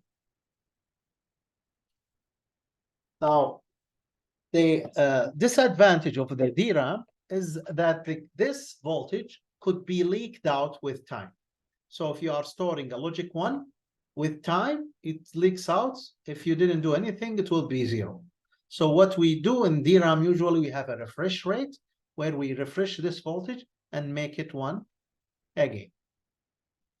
This is one organization, a 4 mega times 1 DRAM, which is built using a 2048 times 2048 array. You know that this is the output, only 1 bit. So you have a single output. You know that this is a 4 mega different location. So you know that the mega is 2 to the power of 20. You have 4, which is you add 2 to the power of 2. So you need 22 address line. You need, for now, you need 22 address line. What happens is, what we did a different organization of this memory, where we have 2048 times 2048 array. So this is an array. Since this is 2048, the 2048 needs 2 to the power of 11. 2 to the power of 10 is 1024, and the remaining 2 to the power of 1 will double this amount to 2048. Now what happens? This needs now the address lines to be 11 from 0 to 10. This number from 0 to 10, you will have it to as an input to the decoder. The decoder is from 11 to 2048 to choose one location of those 2048 and supply you with its output. The output of that one is going to be latched in the column latch. It will have 2048 outputs, those outputs. So the 11 address lines will choose one of those locations. And the location that you choose will have 2048 here. From those 2048, you want only a single output, only a single output. And to do that, you would have a mux, and this mux will have the same address line. This is this organization. It uses the same address line, which is 11 bits to choose one of them in the output. This is the organization that we have for this DRAM. The row accesses the 11 bits to select a row, one row, which is then latched as 2048 latches, different latches. And then the column multiplexer choose one bit from those 2048. Basically what we did here is we used a single output from a very wide, memory. This is a very wide memory, and we used only a single output from it. So we used a very big multiplexer. Now, to finish the sequential circuit discussion or revision, we end up with the finite state machine, which is a sequential logic function. It consists of a set of inputs and outputs. It also includes next state function and an output function. The next state function, which maps the current state and the inputs to the new next state. So the next state function is calculated in terms of the current input and the current state. The output function, it maps the current state and possibly the input to the set of the output, meaning that the output function, it has two actually representation, the Moore machine and the Milli machine. The Moore machine, the output depends only in the current state, then that's it. The Milli machine, the output depends on the current state and the inputs. This is the block diagram where you can see that you have a next state and the current state, and you have a next state function, and you also have an output function. The next state function is always in terms of the current state and the inputs, and the current states need clocking. Actually, the block needs some clocking to make the sequential circuit synchronous. And the output function here in this block diagram is a function of the inputs and the current state. So this implementation is a Milli machine. If you want the Moore machine implementation, then the output function depends only on the current state. So this line is there, but this line is not there in the Moore machine. Now here is an example that describes how to build a sequential circuit from the specification, going through the state table or state diagram, and from the state diagram, we generate the state table. We apply the K-map for optimization, and then draw the block diagram. This is a sequence recognizer example. If we want to recognize the sequence 1011, we enter this sequence bit by bit, starting from the most significant bit. So if you enter 1, followed by 1, followed by 1, followed by 1, up to this point, the sequence didn't happen. If you kept entering the inputs, you followed that by 1, and then 0, and then 1. Now here we have this sequence, so we generate an output equal to 1. If they are overlapping sequence, meaning that if we enter this sequence bit by bit using a single input, so we enter this one, and then 1, and then 0, and then 1. This is the sequence. So we generate the output. We have the sequence. We generate output equal to 1. And then right after this one, we have another 1, and then 0, and then 1. You can see that we have the sequence again. And this one here is overlapped between the first sequence and the second sequence. So here, we will generate output equal to 1 at this point, and at the end of this one, we will generate again the output as equal to 1. To have this sequence recognizer, we build it this way using the state diagram.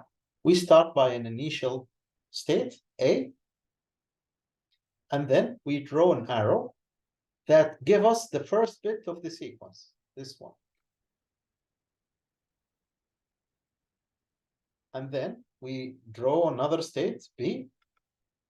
This state B now means that you already have a 1 in the sequence. State B means that you already have 1 in the sequence. Now, after that, you have 1 with a new state C. Now, C means that you have 1 followed by 1. I'm trying to fill the sequence. After that, we have a 0. This 0 in the input, and we have a new state called D. And after that, we have the 1. So I'll write it here, but I'm not gonna complete it. This is the arrow. I don't know yet where, I'm not sure where did it go yet. So I would say that the sequence now in the input is 1. Now I filled the sequence. I know at this point that the output is 1. So I write 1/1. The previous one, or the previous arrows, having the output 0 because the sequence didn't fully being realized. Now, at this point, I should ask myself, where did this arrow or where should I connect this arrow to? To which state? To make sure or to know exactly where you connect this, we will revise what are the state means. This state means nothing. It means that there is nothing in the input yet. State B means that you have 1 already being recognized in the sequence. So state B tells you that there is a 1. State C tells you that there is a 1 followed by 1. 1 followed by 1. State D tells you that 1 followed by 1 followed by 0. Now, if you after that in the arc, you had another 1, then you should go to the state tells you that there is a new one coming to include the overlapping. So you should go to B. Since you have a 1, and B means that there is already 1 happening. So it's either going to be from the initial case that we just started, or it could be from when you're done with the current sequence and you are trying to begin a new sequence. Now, at this point, we get these arrows. Now we are left out with more arrows because we have a single input. This means every state will have two arrows going out from it since we have a single input. This time we have, if it has one, if the input is one, we know where it's going. What about if it's zero? If it is zero, you'll go back to the state A again, and the output is zero. Frankly, the output is always zero everywhere, except when the sequence is realized. Now, let's go to B. If the input is 1, then you will go to the next state. But what if it is 0? B means that you have already 1 in the sequence. And if another input comes and it is 0, this is not helping the sequence. So you need to restart again from A. For the C, C means that you already have 1 and 1. If you get 0, we know that this is going with the sequence and you will move to D.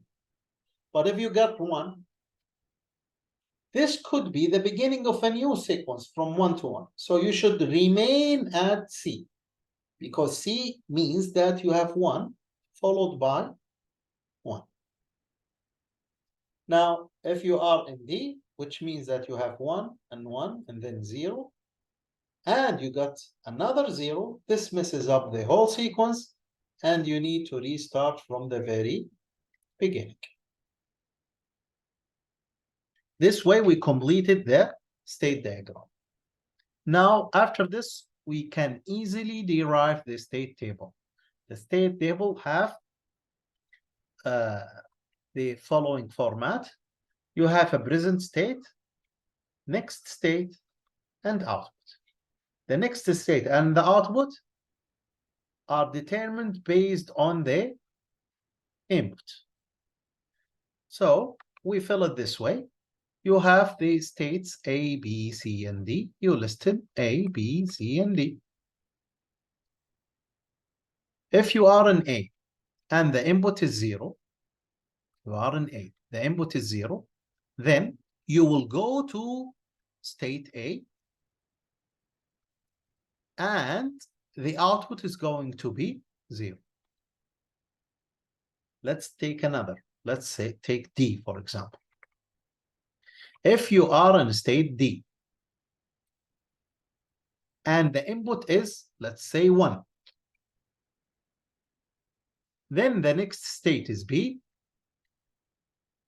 The input is 1. The next state is B. And the output is going to be 1. And you complete the table in a similar way. From the state diagram, you convert it to state table. After that, notice there is a change in the table. We kept this table now, and we assign codes for the states. Meaning, since I have 4 states, I would assign, for example, 0, 0 to A, 1, 0 to B, 1, 1 to C, and 0, 1 to D.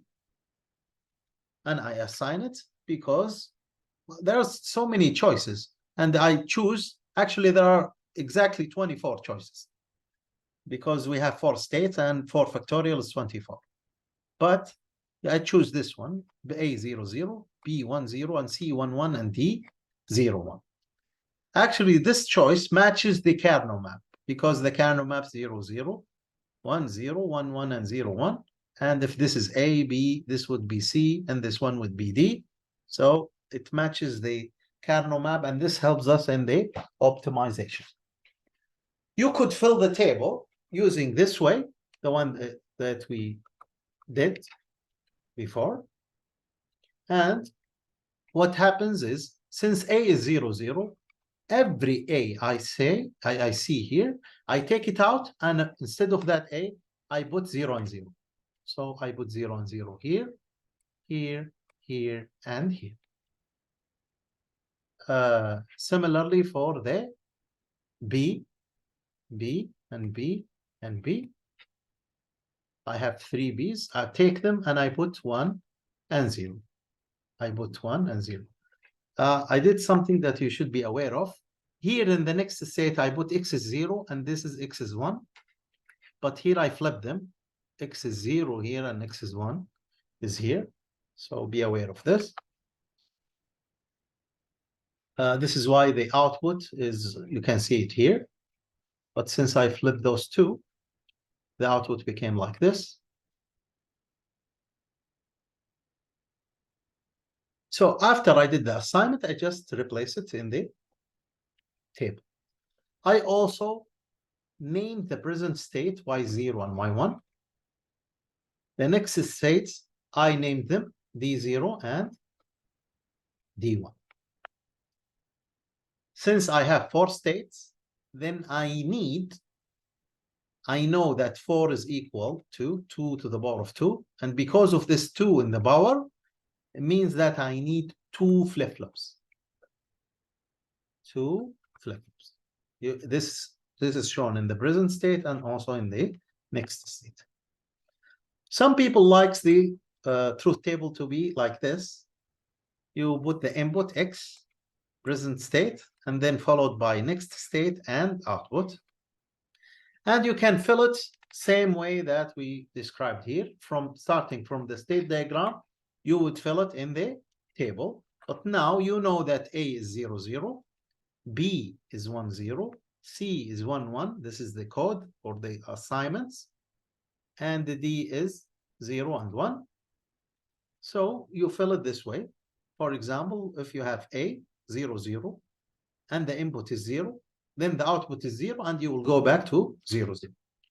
So if the input is 0 and the present state is 0, 0, you will go to the same state 0, 0, and the output is going to be 0, and you continue filling the table. You notice here that this table is easily filled in this part by doing 0, 1, 0, 1, 0, 1, 0, 1, 0, 0, 1, 1, 0, 0, 1, 1, and 4 zeros and 4 ones. So this part is going to be easily filled. And then you check the present state 0, you will end up where the next state is 0, and what is the output. You notice that the output is always 0 except one time. It's going to be 1. When you are moving from state, the present state 0, 1, which is D, the output is going to be 1, and the next state is going to be 1, 0, which is B. Now, we use D flip-flops to obtain the K-map for D1, D2, and Z, and this is going to be your job, to find the function of D1, D0, and Z, or here, D0 and D1, and Z. Now, to fill the kernel map, you can use this table or this table. I will do both. To fill the D1 K-map, you will go to D1, 0, 0, 0, 1, 0, 0, 0, 1, 0, 1, 0, 1, 0, 1, 0, 1, and then you do the optimization. Now, to fill it with this table, I flipped the X. It was originally like this, and I flipped them this way. I made the X equal to 0 and X equal to 1 to match the kernel map directly. So, for example, for D0, you see the 1, 1, 1, 1 is the 1, 1, 1, 1 in this table. Actually, you could take this part here and this part, and you flip them in this direction. Don't know if you can understand me. If you flip them this direction, so vertically they become horizontally this way. Similarly for D1, if you try to get D1, so you get this one with this line. They are vertical now. You make them horizontal this way, and they will match what we have here. Z is easy. You know there is only a single one, which is this one. When you have the input equal to 1, so X is going to be 1, and the output or the present state 0 and 1, so 0 and 1. This one. Now we can do the optimization after we fill the kernel, whether you came from this table or this table. To do this optimization, you know, for example, for D0, these ones together. And now this shows you the good choice of this state assigned. Those one became close to each other, and I could include them together. When I include them together, they are going to be X. D0 is equal to X. D1 equal those two together and those two together.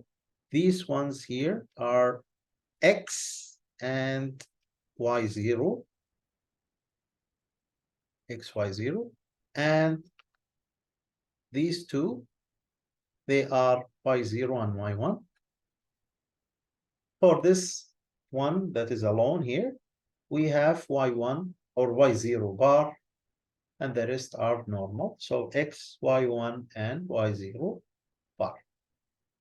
After we get the functionality, now I can draw the circuit. These are the same functions that we got, and we can draw the circuit. You should know that we have two flip-flops, and we discussed this before. We should have a reset value to start from 0, 0. So this resets, go to a reset functionality. The clock is common to both the flip-flops. This is a flip-flop since this is the symbol for it. And the D1, we know it's equal, or the D0 is equal to X. This is D0, Y0. So this is D0 is equal to X. And D1 has two terms. These are the two terms. They are all together to get to the D1. To make it simple for you, first draw the D flip-flops, and then know that the D's are the next state functions. This is the next state functions. So you build the next state function starting from this point, and this one is super easy. It's just X. For this one, you have two terms or together, two ANDs or together. The first AND is, well, let's say this one, Y0, Y1. This is Y1 here. And we have Y0 coming from here. So this is Y1 and this is Y0. This Y0 goes also here, and this one is going to be X, which is this one. Now we finished D1, we finished D0, and we left with the Z, and the Z is going to be X, Y1, Y0 bar. So we get the X, this is the X, we get the Y1, and there is a good thing about the D flip-flop, it supplies you with the Q and the Q bar. So you get the Y0 bar this way, instead of getting the Y0 and then inverting it. And this way we got the output. After you get this circuit, the last step, you should verify its operation. To verify its operation, you have a single input, and you should put, if the sequence that you are trying to recognize is this one, you put this one first, and followed by this one, followed by the 0, followed by this one. What you do is you put the X. First, you start with the reset. The reset would give you 0 and 0. So you start from the state A. State A is 0, 0. After you finish, you put the reset, you put one clock to make sure that 0, 0 goes inside. After this, you put the 1 in the X, the first one, and then you give it another clock. Since this is of the sequence, it will move this D flip-flop from 0, 0 to 1 0. And then you put the second one. It will move it to 1 1. And then you will put the 0. It will move it to 1 and 0, which is state D. After you put the last one, this output would be 1. It was previously all the time 0. Of course, in each input, you will put a clock, and another clock. So the first one for the reset, and 4 more clocks for each one of these inputs, and you will get the output this way, 0 0 0, and followed by 1. This one tells you that this sequence happens. This is the way to verify your sequential circuit. And now we finished this revision.